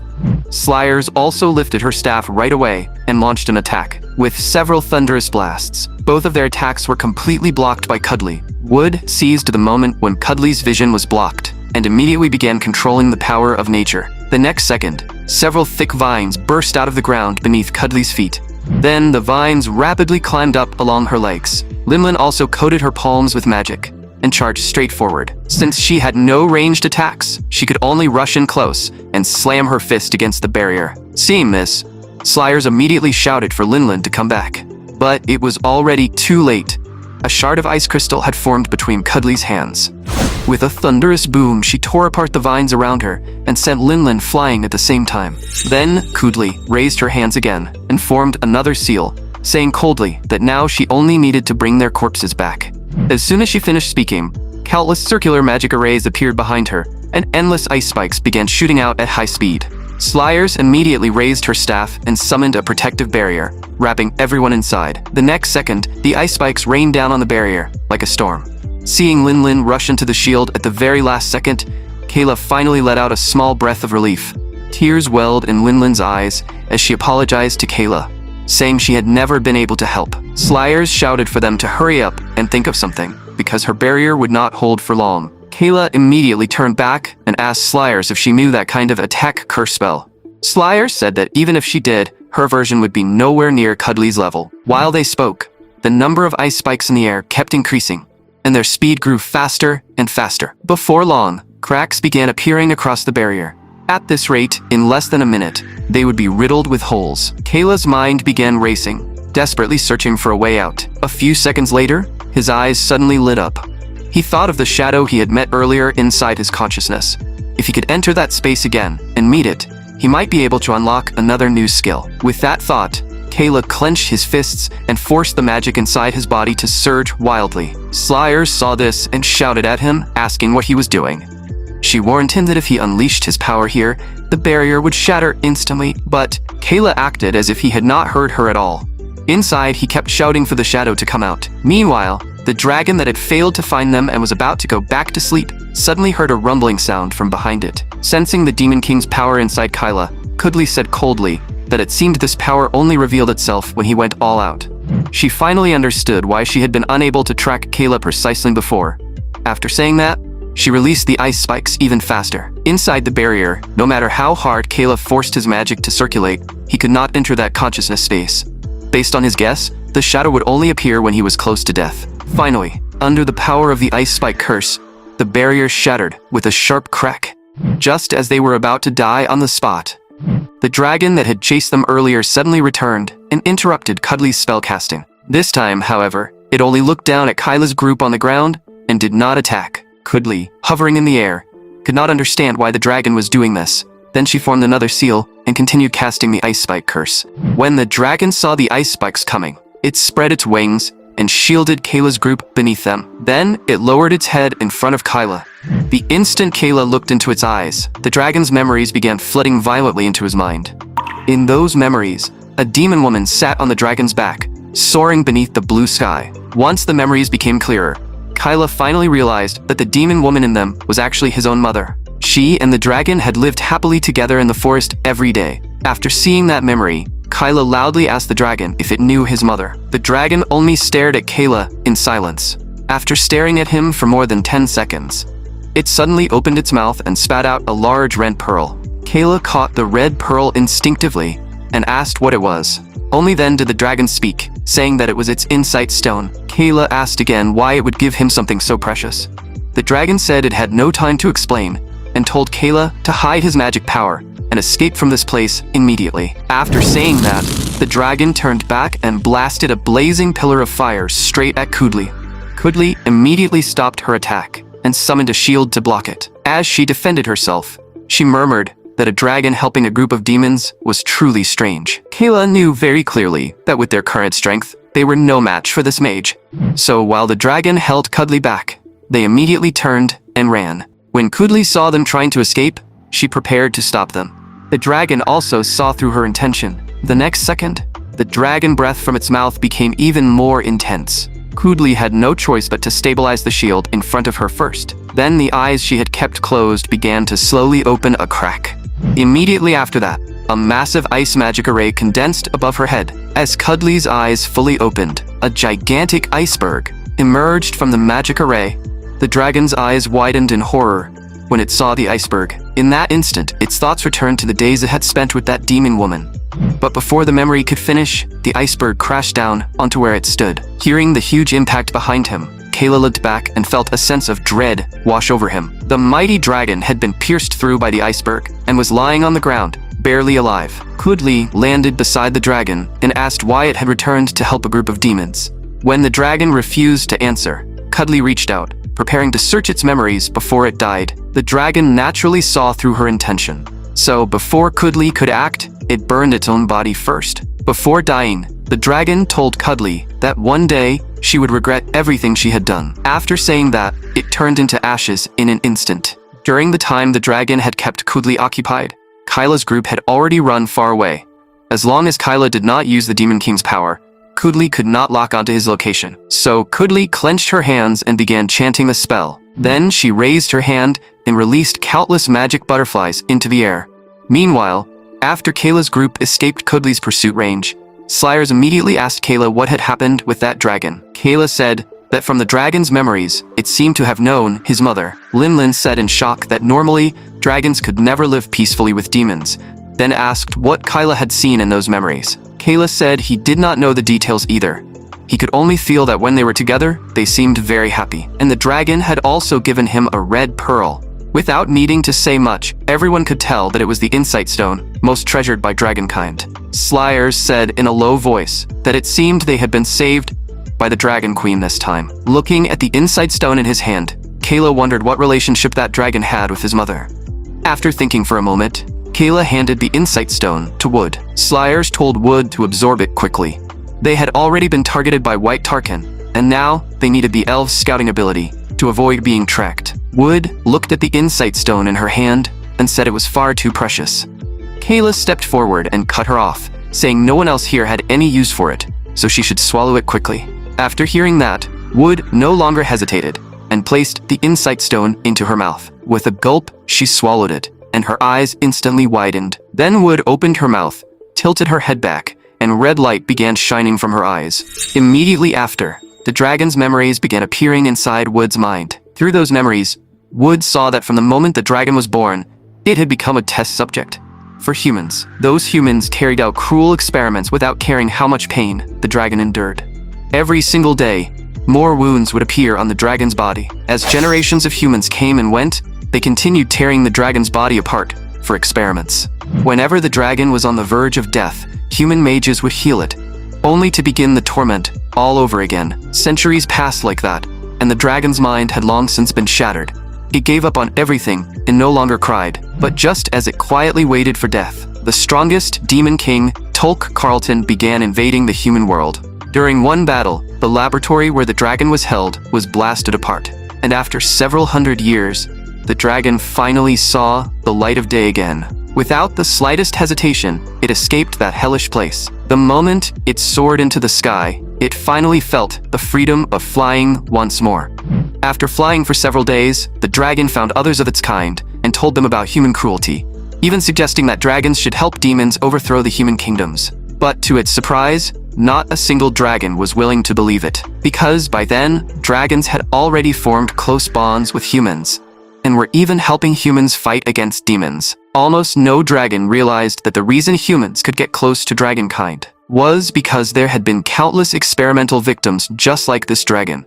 Humans had experimented on dragons to learn how to approach their own kind. Over time, humans had even mastered magic unique to dragons. When the dragon told its kind the truth, it was not trusted. Instead, it was isolated. It tried to turn to the demons, but they also cursed at it and drove it away. From then on, it no longer belonged anywhere. It was not human, not demon, and it could not return to the dragons.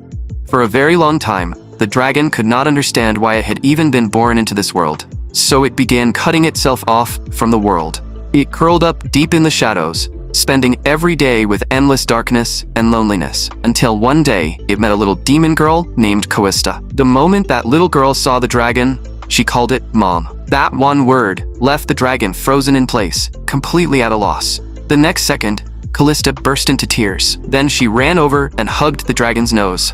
Looking at the girl sobbing so desperately, sweating nervously, the dragon explained that it was not her mother. But from that day on, the dragon seemed to finally find a reason for being in this world. After Callista stopped crying, the dragon used memory transfer magic and saw her memories. In the past, the dragon had been captured by humans for experiments, but Callista had been captured by demons for experiments. Just like the humans, those demons had been using experiments to analyze dragon magic, and by modifying that magic, they hoped to find a way to tame dragons. The moment Callista hatched from her egg, she was immediately taken to the laboratory. Among all the test subjects, Callista had the highest magical potential, because from birth, she could use the most difficult dragon transformation spell. After the demons discovered her potential, they intensified the experiments even further. Because of that, every moment of Callista's life was filled with endless pain, until one day, in the depths of complete despair, she awakened teleportation magic on her own. And just like that, Callista was sent by her own magic to an unfamiliar place, walking and crying along the way, until today, when she met the dragon who had suffered the same fate.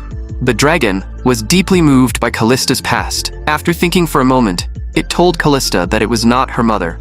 Then it told Callista to call it Master from now on. Callista smiled happily when she heard that and immediately called it Master. From then on, the dragon taught Callista many things. That included the rules by which this world operated and how a dragon could survive in it.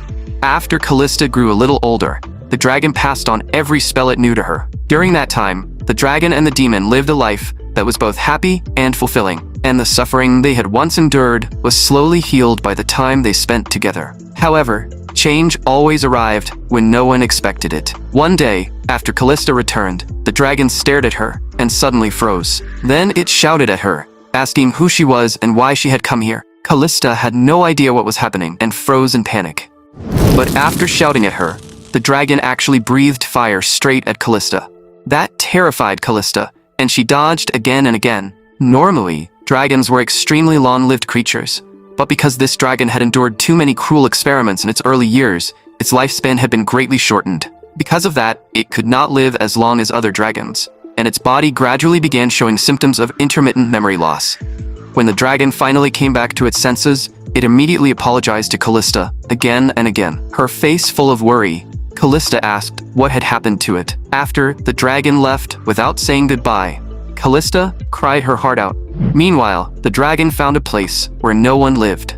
There, it quietly thought back on everything it had shared with Callista and waited for death to arrive. Until a few days ago, when it suddenly sensed Callista's magic power again. Drawn by that power, it began searching. When it saw Kayla, it finally remembered part of its past. That was why it was willing to give up its life to protect Kayla. Because the moment it saw him, it understood everything. Kayla was the son of the disciple it had once cherished. Then, through Kayla's memories, it saw Callista's face again. Only now, Callista was no longer the crying little girl from back then. She had become a mother. When Wood saw this, she felt the dragon's emotions, as if they were her own, and tears welled in her eyes. She felt as if she had just dreamed a very, very long dream, but she could not remember the details of that dream at all. She only told everyone quietly that the dragon had died in peace. After hearing this, Kayla thought that the dragon really had died at the hands of that mage. That day, after Wood swallowed the insight stone she had just received, she said she could not expand her sensing range immediately and would probably need some time to adapt. Kayla thought that without Wood's sensing ability, they could easily walk straight into a human trap. So Kayla asked Slyers to take out the world map. Slyers explained that the red areas on the map were the Demon King's former territory, while the blue areas belonged to humans, and their current location was right on the border between the two territories. After studying the map, Kayla pointed to it and said that heading south seemed like a good choice. Linlin asked in confusion why they didn't head west first and go deeper into demon territory. Kayla said there had to be a deeper reason why his father had sent him to the human territory of Arsal. From what they knew now, one reason was probably so he would meet Slyers, who had been undercover there. And after the Demon King's castle fell, his father might have already foreseen that humans would launch a full-scale invasion into demon territory. Slyers nodded and said Kayla was right. After the Demon King's defeat, it was not just White Tarkan. Almost every human army had taken the chance to enter demon territory. Linlin then said that, since Kayla was the son of the Demon King, should he not return to demon territory and gather the old forces? Kayla said that even if he went back now, those demons would never listen to him. Because right now, he had already been labeled as a coward who ran away, so he had no influence at all. Linlin then looked at Slyers and said she was also the Demon King's daughter, was she not? Slyers explained that because she had spent years undercover in the human world, no one except the Demon King himself could prove that she was his descendant. Besides, while she was undercover in the Tarkan squad, she had also killed many demons. Kayla said the first thing they needed to do now was build a dungeon as their base, then earn achievements one by one until demons willingly chose to follow him. After hearing this, the others all agreed with Kayla's idea. As long as he kept building up achievements, the demons would naturally gather around him again. Kayla would use this method to prove that he was worthy of becoming the Demon King. After saying that, he continued studying the map, searching for a suitable place to build their base. That was the reason he wanted to head south. But the most troublesome problem right now was that Kayla was being hunted by several extremely powerful humans. And at his current level, he was still no match for them. So he needed more information to analyze the situation. In truth, this world had many similarities with the game. Whether it was magic terminology or the names of monsters, everything felt strangely familiar to Kayla. If this world really was connected to the game he had played in his previous life, then he would use the power and status of the Demon King's son to obtain everything he needed, and combine that with his knowledge from his previous life to create a survival strategy for himself. Meanwhile, A fierce battle had erupted inside a certain village. The demons there begged for mercy while shouting that they were willing to side with the humans. But before one of them could finish speaking, a massive creature swallowed him whole, and the one commanding that giant creature was D-Day, one of the members of the Tarkin squad. The village chief rushed over and cursed them furiously, shouting that these demons had already surrendered, so why were they still being exterminated? But before he could finish, Audrea gripped her giant axe and split him in half with one swing. After every demon in the village had been wiped out, Karka stood up and reported to their captain. When he turned his head, he saw Cuddly's projection appear in front of the captain, telling him that a dragon had protected Kyla's group and helped them escape. However, Cuddly also said that she had already released magic butterflies to search everywhere for Kyla's trail. Killian said that location was not far from demon territory, but that guy probably would not return to demon territory while it was still at war. So they would head out first and go to Cuddly's current location. A few days later, while fleeing, Kyla suddenly felt the weather grow colder. Slayers explained that they had been running south without stopping for a week, so it was only natural that the temperature had dropped. Kayla thought that they had not run into the Tarkan squad again along the way, and if things could stay like this, that would be perfect, at least until he finished building his dungeon. But before he could finish that thought, the unicorn beneath him suddenly stopped. As an elf, Wood understood the unicorn's thoughts and said they were refusing to continue forward. These unicorns could sense that they would not be able to survive in the environment ahead. So at Kayla's signal, Wood thanked the unicorns and said goodbye to them. After the unicorns left, Linlin shivered uncontrollably from the cold, complaining that in weather like this, both humans and demons would have a hard time surviving. Kayla said that was exactly why this place was perfect. Not far away, the unicorns were on their way back, and they happened to be spotted by one of Cuddly's magic butterflies. Cuddly thought that unicorns were naturally afraid of the cold, so why had they come back from the south? And why were there exactly 4 of them? After Kayla's group walked for a while, they saw an isolated island ahead. Kayla thought the place looked good, so he asked Wood if she could check whether there were any people or monsters on the island. Wood said her mind's eye only reacted to nature and could not directly detect living beings. Slayers saw a battered old boat by the shore and judged that no one had gone to the island for quite some time. After that, Slayers used magic to start the old boat, carrying everyone toward the island. The distance from the shore to the island was roughly 200 meters. It was not far, but the water was very deep, and the waves were fierce. And, judging by the terrain, if anyone invaded the island, they would be easy to detect in advance. After searching for a while, Kyla's group discovered a large cave. Before entering, Kayla had Slayers cast illusion magic over the cave entrance. That way, from the outside, this place would look like an ordinary mountainside. Not long after entering the cave, the group came across a fork in the path. Seeing this, Kayla asked Wood to scout what lay ahead. Wood said there was a narrow passage on both the left and right sides. After passing through them, each path led into a wide room, and then the passages narrowed again. At the end, the 2 paths merged into a larger space, and deeper inside, there was an even more hidden chamber. As she spoke, Wood drew the route she had sensed on the ground.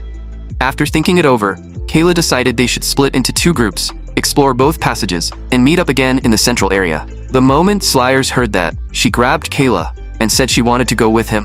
Linlin saw this and quickly grabbed Kyla too, saying she also wanted to go with him. Then, she turned back and explained that danger might appear ahead, so the 2 strongest members should split up. Slayers thought that made sense, so she went with Wood into the other passage.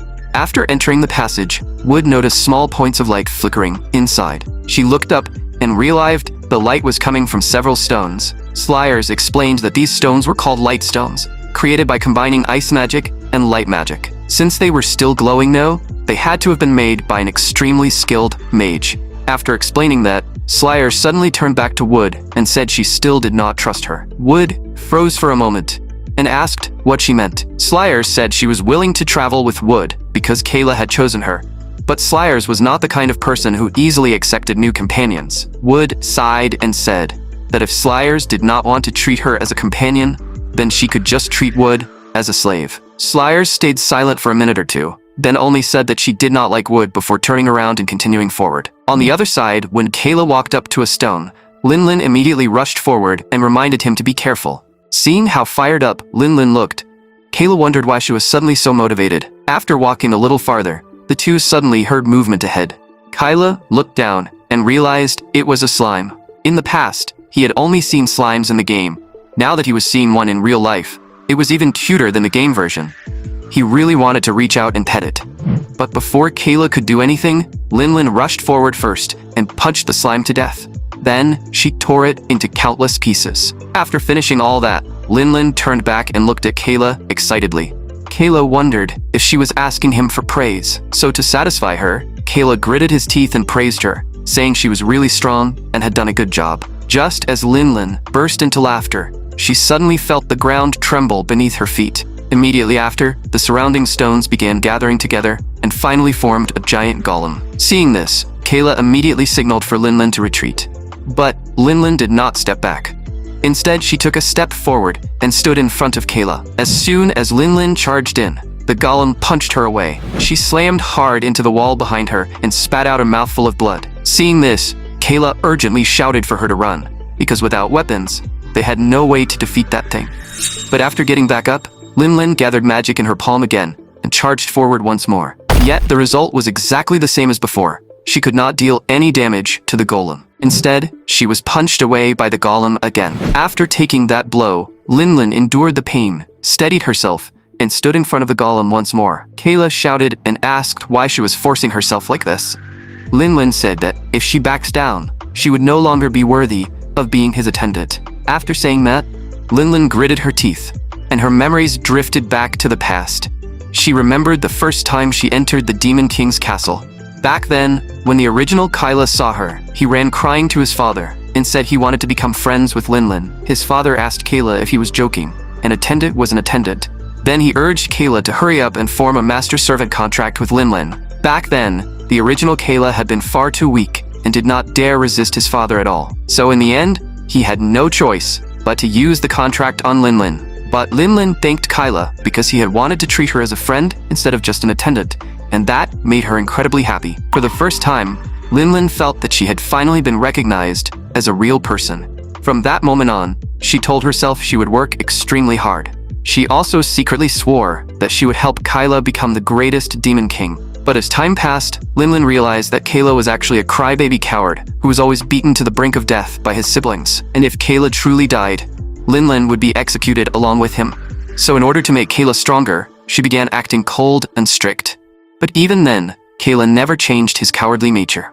And because of Kayla, Linlin was discriminated against and bullied by the other mates. Every time she ate, she was forced to eat other people's scraps. Some even poured magma on her body. When she slept, she could only sleep in stables and pig pens. Even so, the other attendants still came to torment her from time to time. Those attendants would even take revenge on Linlin just because their own masters had given her a second glance. Every day of Linlin's life was like hell. It was probably from that time onward that she began to resent Kayla. Because of the contract, if Kyla died, she would die with him, so she even thought they might as well die together. But when the dagger cut through Kayla's main artery, his powerful self-healing ability quickly restored his body. That discovery completely broke Linlin inside. Now, she could not even die if she wanted to. And the original Kayla only cried and kept saying sorry again and again. Then, one day, Linlin suddenly felt that Kayla had changed overnight. Not only did he dare to resist his siblings, but he also unleashed overwhelming power. That made Linlin's dead heart come back to life. In Kayla, she seemed to see the makings of a future Demon King. But along this journey, she had barely helped at all. She felt like nothing but dead weight, and she did not want to keep holding Kayla back. With that thought, Linlin shot forward and rushed in front of the golem, then drove both hands deep into its neck. As she poured all her magic power into her hands and unleashed her strength, she actually tore the golem's head off by force.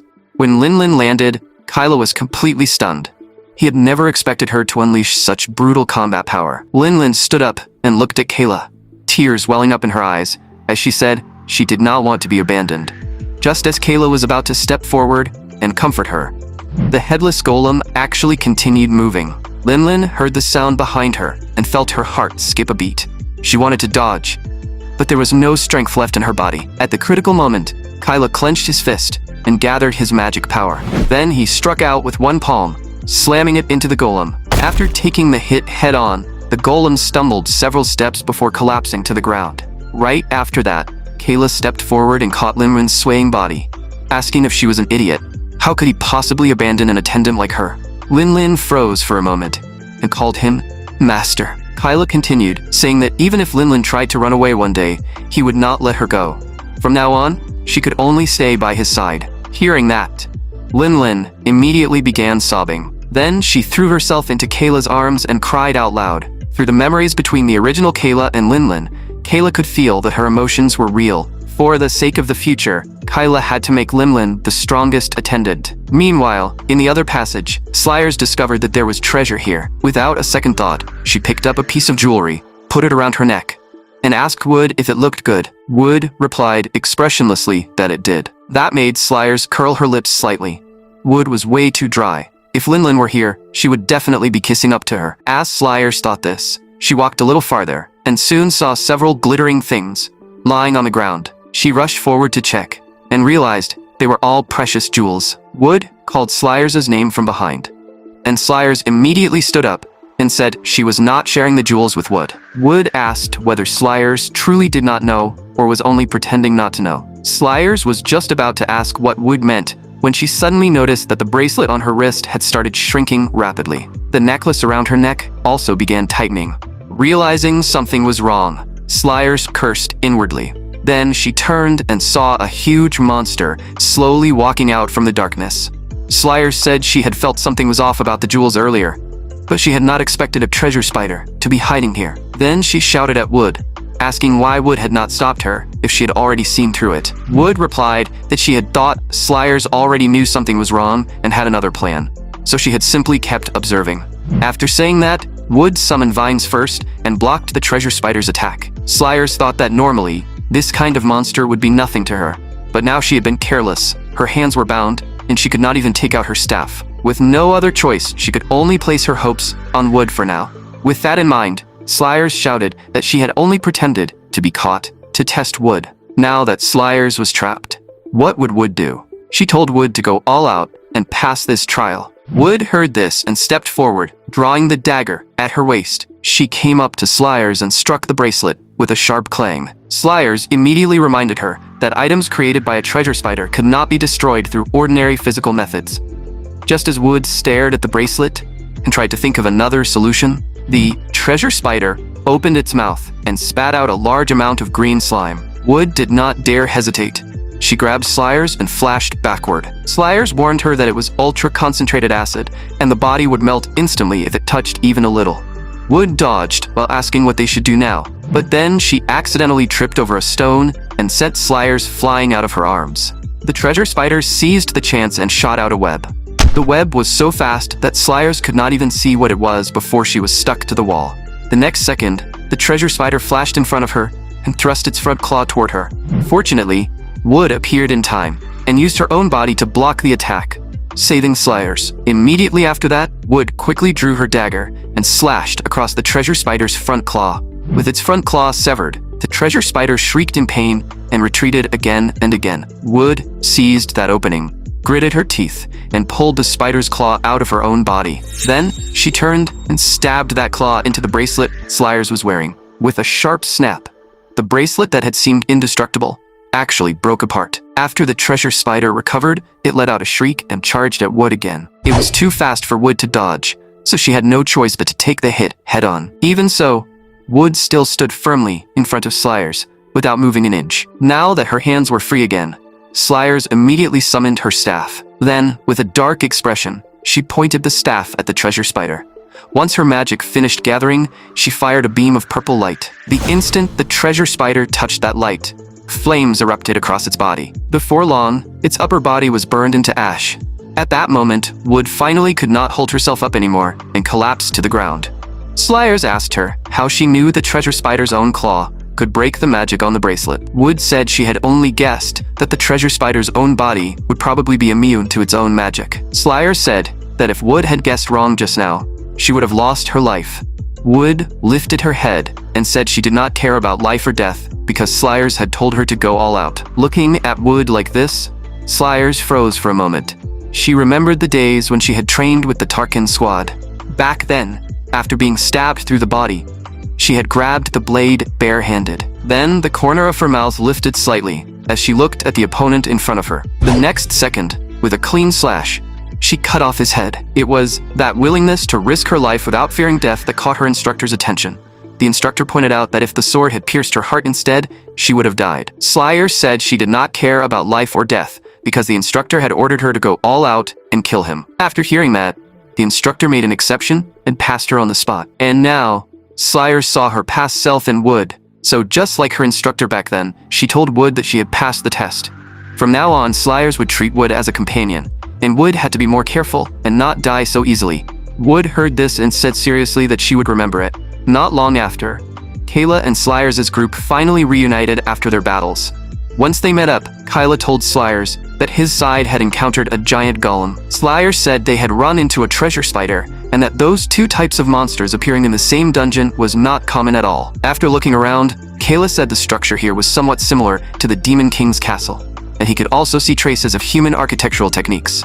But what caught his attention most was the statue in the center of the room. The box beneath the statue looked completely out of place in this room, making it extremely suspicious. Linlin, who was healing nearby, stared at it and exclaimed that it looked like a treasure chest. When Slayers heard that, she immediately smiled and said Linlin really did have a good eye, then rushed toward the box without even looking back. But at that moment, the statue's eyes suddenly flashed with golden light. Kayla instantly pulled out his bow and shouted for Slayers to wait. Seeing that it was already too late, Kayla did not hesitate and fired an arrow immediately. At the same time, two laser beams shot out from the statue's eyes. Fortunately, Kayla's magic arrow arrived in time and blocked the attack for Slayers. Linlin and Wood cried out in shock, asking if this was also a trap. Kayla cursed and asked if that was not obvious enough. But before he could finish speaking, the statue fired two more laser beams. Slayers dodged while immediately summoning her staff into her hand. Linlin and Wood saw the fight break out and also tried to stand up and help. Kayla shouted for them to stay where they were. They had not recovered yet, and coming over now would only get in the way. After hearing that, Wood obediently sat back down and continued healing. Linlin turned and snapped at her, asking if she was really not going to help. Wood replied that she had received an order from Slayers not to die easily, so she would follow Kayla's instructions and focus on recovering. Linlin realized she had no way to argue, and could only sit back down to keep recovering. Meanwhile, after firing several magic arrows in a row, Kayla shouted for Slayers to attack the statue's main body while he drew its attention. As soon as Kayla finished speaking, several arrows shot toward the statue, but they were all blocked by its barrier. Slayers also swung her staff and released fireball magic. But while the statue blocked their magical attacks, it fired lasers from its eyes again. Slayers cried out that this statue was using barrier magic and attack magic at the same time. Kayla frowned and said there was no way an ordinary statue could cast multiple spells like that. Slayers kept attacking while analyzing the situation. There were only two possibilities. The first was that a high-level mage had loaded those spells into the statue in advance. The second was that something inside the statue was actively casting the spells. Hearing that, Kayla immediately turned to Wood and asked if she could scan the statue's internal structure. Wood used the power of nature to investigate, then told Kayla that the statue was hollow. After hearing that, Kayla realized it was probably the second possibility Slayers had mentioned. When the lasers shot toward them again, Slayers summoned a shield and said they had to break the statue's defense first, telling Kayla to try everything he could. Kayla said that if even Slayers' magic could not do it, how was he supposed to? While they were talking, several stone figures suddenly leapt out from the walls, and on Slayers' side, an even larger treasure spider appeared. The next second, Slayers raised her staff and released purple fire. But when the flames touched the spider, it didn't even leave a scratch. Seeing that purple fire had no effect, Slayers immediately realized that the monster in front of her had to be the treasure spider mother. Taking advantage of her brief hesitation, the treasure spider mother quickly swung its front claws and attacked her. While dodging, Slayers thought that if this were not such an enclosed space, she would have wiped all these things out with wide-range magic long ago. Kylo was not doing much better either. The stone figures kept forcing him back. If he used the Demon King's power now, he could easily deal with them. But if he did that, the Tarkin squad hunting them would immediately detect his location. With that in mind, Kayla looked back at the statue in the center. Ever since those monsters appeared, the statue seemed to have stopped attacking. Could it be that the statue was using its magic to control the monsters, leaving its main body unable to keep attacking? And those monsters had only appeared after Slayers told Kayla to attack the statue with everything he had. In other words, the statue might have sensed danger from Slayers' words and summoned the monsters in response. So Kayla immediately told Slayers that their main target was still the statue and asked her to buy him some time. Slayers asked what he was planning to do, but even as she asked, she didn't stop casting for a second. As she released Firewall spell, the stone figures were all blocked off. Kayla seized the opening, kicked off the ground, and charged toward the statue. He guessed that if the statue could no longer attack, then its barrier must have failed too. Kyla threw a punch, and sure enough, it landed solidly at the statue's base. But the force was too great. Unable to stop himself, he punched straight through the statue and crashed inside. Strangely, the stone figures did not come to stop Kayla. Instead, they kept charging towards Slayers. The treasure spider mother in the distance, however, suddenly turned back and rushed toward the statue. Seeing this, Wood immediately said that only the spider was small enough to get inside the statue. As soon as she finished speaking, two stone figures noticed them and slowly walked over. But Linlin and Wood had not fully recovered from their injuries yet. Fortunately, Slayers pulled herself away in time and summoned a shield. With a thunderous boom, the stone figure slammed its fist directly into the shield. Slayers told Linlin and Wood not to panic. Right now, the only thing they could do was trust Kayla. Meanwhile, inside the statue, Kyla looked up and saw a glowing object above him. He guessed that it might be the core controlling the statue, so he immediately took out his bow and prepared to destroy it. But before Kayla could fire the arrow, he suddenly heard a sharp hiss. The next second, his entire body was wrapped tightly by silk shot out by the treasure spider. Because the treasure spider was small, it only needed to widen the opening slightly before crawling into the statue after him. Outside, after taking one heavy attack after another, Slayers shouted that they were almost at their limit and told Kyla to hurry. But Kayla was now bound by spider silk and could not move at all. The treasure spider also raised its front claw, ready to take his life. Just as Kayla thought he had no choice but to use the Demon King's power, the shadow inside his consciousness suddenly cursed at him. With that furious shout, Kayla returned to the consciousness space again. The moment the shadow saw him, it pointed at him angrily and asked why he was letting such a weak monster devour him. Kayla roared back, asking why it had only appeared now when he had nearly died moments ago. The shadow called him an idiot and asked why he was not using the power of subjugation, saying that no matter how weak Kayla was, he was still capable of controlling a monster of this level. Kayla froze for a moment and asked if it meant the master-servant contract he had made with Linlin when he was a child. The shadow immediately retorted, "Of course not, idiot." Hearing it insult him again, Kayla snapped back at it. The shadow sighed and said that Kyla carried the blood of the great demon kings passed down through generations. Every great demon king had possessed the power to command demons. As long as his desire was strong enough, that power would reveal itself. Kayla asked in confusion what he was supposed to do. The shadow said he needed to make his enemies submit to his overwhelming will and release the greed engraved in his bloodline. After hearing that explanation, Kayla finally seemed to understand something. If he was the Demon King, then every monster within reach of his power should belong to him. Only he could lead them to victory. With that thought, Kyla felt as if a seal inside his body was slowly coming undone. When his consciousness returned to reality, purple light flashed in his left eye. The moment the treasure spider saw that light, it froze in place. Then, the blue crystal above its head slowly began turning purple. In his heart, Kyla shouted that he was Kyla Carlton, the descendant of the great Demon King, and that he would completely rule over it here and now. He declared that from this moment on, the treasure spider belonged to him. As soon as he made that declaration, the crystal above the treasure spider's head turned completely purple. Its front claw, which had been suspended in midair, also stopped moving. At the same time, a slot-like interface appeared in front of Kayla, and the treasure spider appeared in the first slot. After observing it for a moment, Kayla realized that this thing looked just like an inventory from a game, and now, he could clearly feel that the treasure spider completely obeyed his commands. It belonged to Kayla now. Outside, just as Slayer's barrier was about to shatter, Kayla controlled the treasure spider and made it rush toward the top level of the statue. Seeing that time was running out, Kayla leapt forward and arrived directly in front of the blue energy body. Then he used his demon control ability on the energy body as well. The next second, the crystal above the energy body also began slowly turning purple. Soon, just like the treasure spider, it became Kayla's subordinate.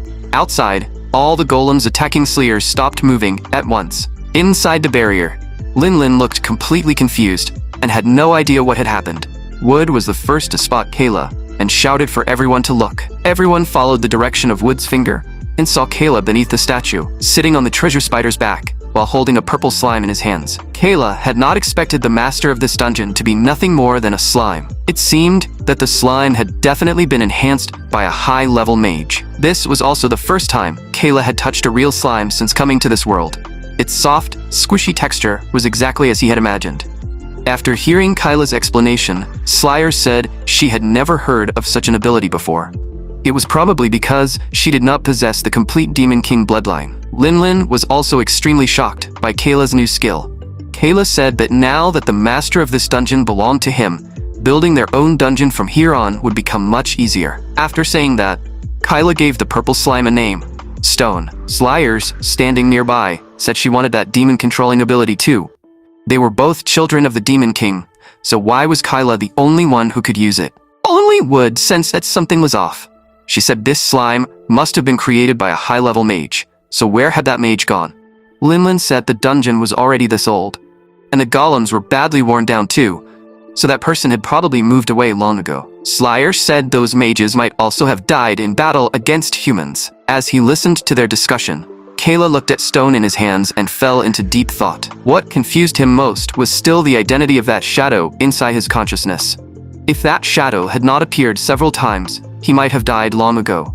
So now, Kayla desperately wanted to know how he could meet it again. But after thinking back on the 2 times he had seen it, he still could not find any clear clue, so he simply set the matter aside for now. The most important task right now was to build a dungeon that truly belonged to him. After making Stone his subordinate, Kayla had also taken control of all the demon monsters it commanded. To prevent the Tarkon squad from discovering him, Kayla deployed scouting posts in every corner around the island. At the island's entrance, he secretly placed a large number of small spiders. Inside the passages, he hid many gargoyles. As for the larger golems and the treasure spider mother, Kayla temporarily left them in the main hall. After arranging all of this, Kayla walked to the large chest beneath the statue. When he opened the chest, he took out 2 daggers and handed them to Linlin. Slayers said these weapons could make demon power more condensed and much stronger. That meant Linlin would no longer need to coat her bare hands with demon power when fighting. If she could master these 2 daggers, her combat power would rise to a completely new level. After hearing this, Linlin secretly made up her mind to practice hard, so she could protect Kayla and keep him safe from humans. Next, Wood took a shield out of the chest. Linlin glanced at it and said it was just an old wooden shield. But Wood said the surface of the shield was always moist, and she could feel the power of nature inside it. So, Kayla assigned the shield to Wood. Slayers took a magic book from the chest. When it was Kayla's turn to choose, Slayers pointed to a longsword nearby and told him to pick that one, because it contained the strongest magic power. Kayla glanced at that longsword after hearing her, but soon his eyes fell on the longsword with the purple hilt in front of him. The next second, Kayla picked it up and said he would choose this one. Slayers asked in confusion why he wanted it, since it looked like the weakest weapon among them. What they did not know was that Kayla chose it because it looked very similar to the weapon he had once used in the game. It felt like reuniting with an old companion he had not seen in a very long time. After the weapons were distributed, Kayla began drawing the dungeon renovation map. However, this island was extremely barren and there were not many usable materials. Fortunately, basic building materials like soil, stone, and river water could still be found. Next, they used Wood's architectural knowledge to design the structure, while Slayers used magic to combine materials and handle construction. They combined the architectural knowledge of the underground demon castle and the city of Arsal to gradually build this dungeon. The conditions here were extremely harsh, but this was the first dungeon Kayla had built with his own hands, perhaps his final place of retreat. After the main hall was renovated, Kayla took out Stone and asked if it liked its new home. Seeing Stone bounce around happily, Kayla also smiled with relief. Meanwhile, above the island, a blue magic butterfly quietly flew into the area. At the same time, in Arsal, the mages were rushing to repair the damaged city. Inside a room, the ruler of the city was thanking Hayden for bringing support. But Hayden said this was not the time for polite words. Who could have imagined that Arsal, a direct state of Terulia, would fall into such disgrace? The ruler quickly apologized and explained that everyone had been immersed in the festive celebration that day. But before he could finish, Hayden angrily cut him off. Hayden said Arsal was a kingdom known for magic, yet it had been reduced to this state by a traitor and the Demon King's weakest son. Then, Hayden ordered them to immediately gather the strongest elemental mages. The king himself would grant them Teruya enhancement stones, and and Hayden would personally train these enhanced mages. The ruler stammered that he had heard White Tarkan was already involved in this matter. So why did Arcel's mages need to participate as well? Hayden said coldly that even White Tarkan had not confirmed that group's location yet. If Arcel's mages found them first and eliminated them, would that not restore Arcel's reputation, which had already fallen to rock bottom? The ruler grew even more nervous and stammered that using enhancement stones would bring deadly side effects. Hayden's mouth twisted into a vicious sneer as he said that even at a time like this, the elder was still haggling over such minor details. Then Hayden raised his hand and released his magic power, lifting the old man into the air. He said coldly that the elder seemed to have forgotten something. The one who brought him to Arcel and put him in that position was Hayden. And if Hayden could raise him up, he could also make him disappear without a trace. Hayden needed a reason to keep receiving support from the king, so the elder had better stop talking back and summon the elemental mages immediately. After giving the elder his orders, Hayden walked alone through the plaza of Arcel. He thought that if White Tarkan found Kayla's group first, he would probably be killed on the spot. So this time, he had to make his move before White Tarkan did. Just then, a man in black walked over from the side and called out to him. He asked if Hayden was looking for Kayla. Before Hayden could answer, the man calmly said that he could help Hayden find him. Meanwhile, on the island, the others found a chair for Kayla. Kayla wondered if the chair looked a little too luxurious because anyone who saw it might think he was some kind of demon king. Linlin immediately said that Kyla would definitely become the demon king one day, so only a throne like this was worthy of him. Slyers said that right now, they only had fish to eat, but as the demon king's heir, Kayla still needed a balanced diet.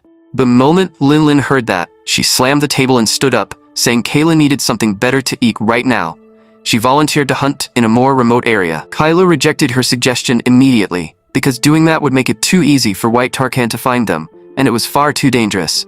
Although he said that out loud, after eating fish for several days straight, Kayla felt sick just looking at fish. What he really wanted now was a bite of meat. At that moment, Wood stood up and said she could try hunting some animals nearby. Slyers asked in confusion if the surroundings were not all water, so where would any animals come from?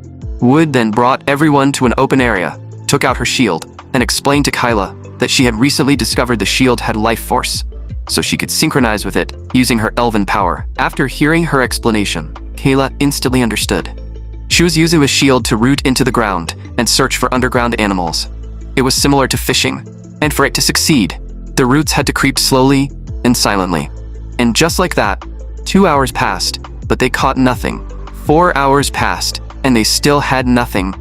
When 6 hours had passed, Linlin finally could not hold back and asked Wood if this thing really worked. Just then, Wood seemed to sense something, and her pupils suddenly shrank. The next second, she gripped the shield with both hands and pulled with all her strength. In an instant, a huge mole-like animal was yanked out of the ground. Slyers gasped in surprise that it was actually a giant mole, then praised Wood for doing a great job. Hearing Slyers praise her for the first time, Wood's face turned slightly red, but Kyla looked at the huge creature and asked if this thing was really edible. When Linlin saw that Wood had actually caught something, she inwardly panicked. At this rate, she was going to lose to the newcomer again. So, Linlin quickly stepped forward, lifted the mole onto her back, and said she would turn it into a delicious meal. After eating fish for several days, they had finally caught an animal with meat. But after Linlin tied up the mole, she suddenly ran into trouble, because she realized the mole's hide was too thick, and her claws could not pierce it at all. She originally wanted to go back and ask Wood for help, but after taking a few steps, she stopped. Linlin thought that if she could not even handle such a small task, Kyla would definitely be disappointed in her, so she took out the 2 daggers she had just received. Following what Slyers had told her, Linlin began channeling her own magic power into the daggers. But halfway through, the 2 daggers began floating upward, out of control, and they kept absorbing the magic power inside Linlin's body.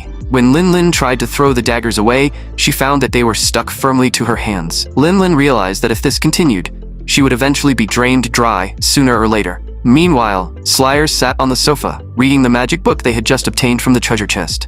She could tell that this magic book had been made inside the dungeon.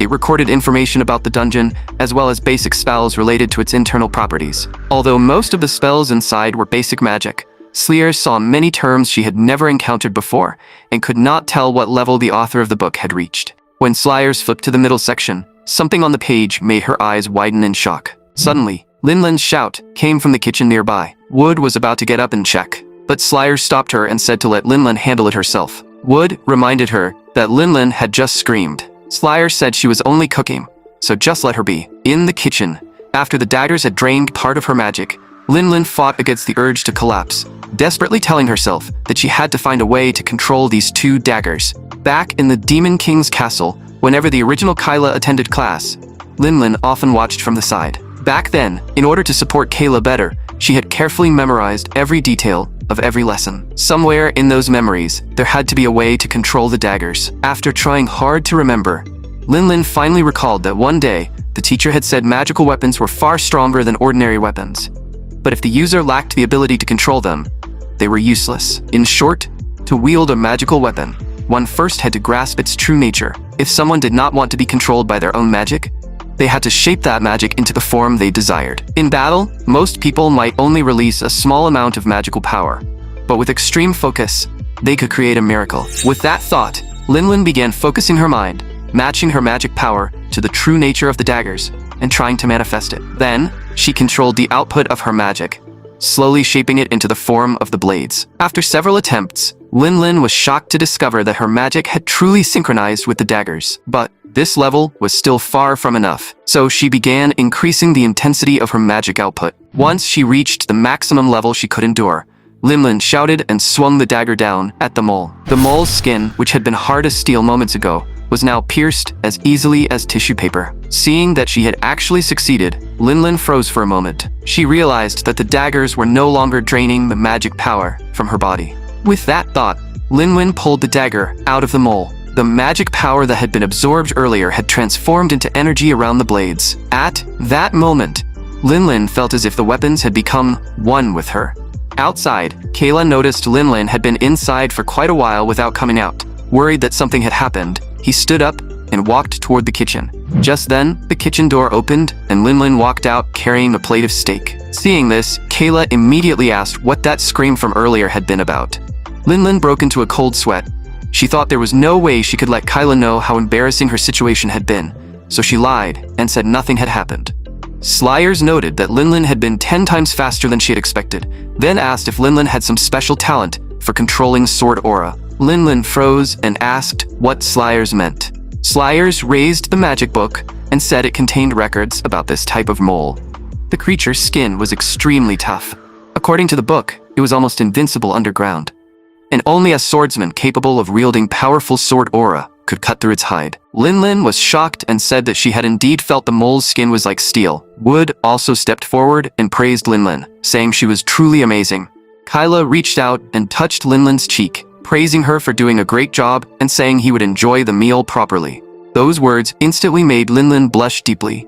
She felt that she had finally earned Kyla's approval, and she secretly vowed to keep growing stronger and support him until he became the true Demon King. Seeing Linlin's growth, Slyers showed a relieved smile. At the same time, she thought back to the battle against the Earth Demons and the time they spent clearing this dungeon.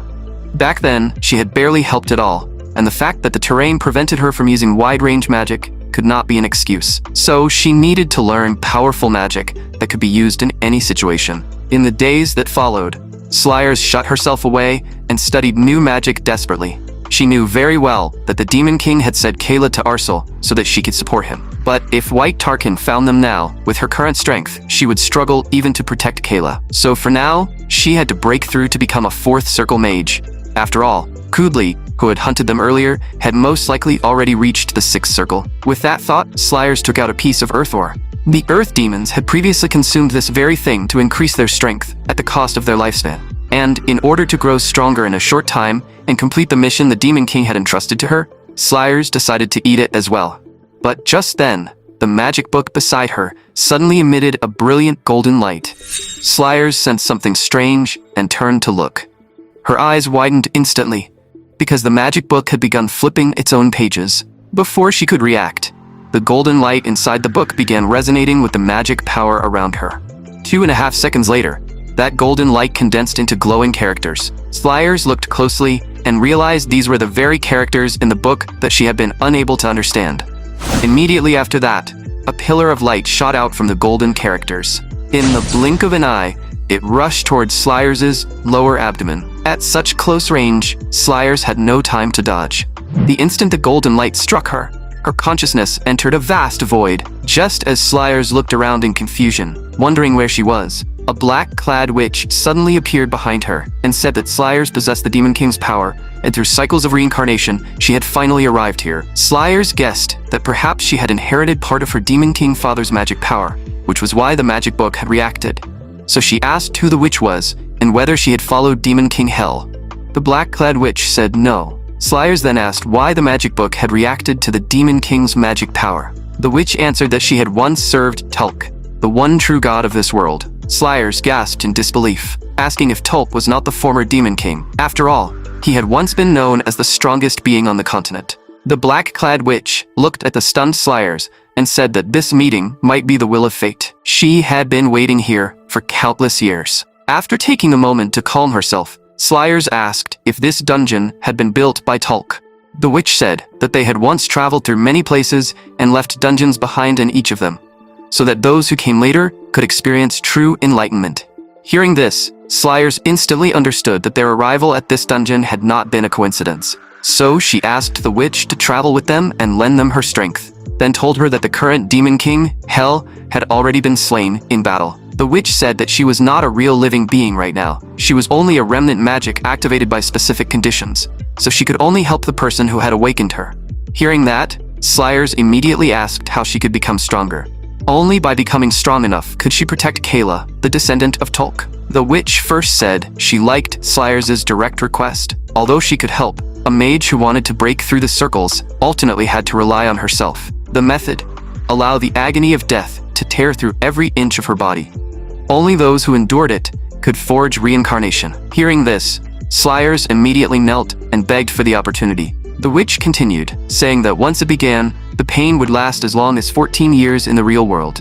If Slayers could not endure it midway, she would die. When Slayers heard the word death, her brow tightened slightly. But the next second, she thought of Demon King Hell and Kayla. So she shouted that if she could not protect the Demon King's heir now, then her existence had already lost all meaning. After saying that, Slayers told the witch to begin. The witch slowly raised her hand and formed a magic array, saying good.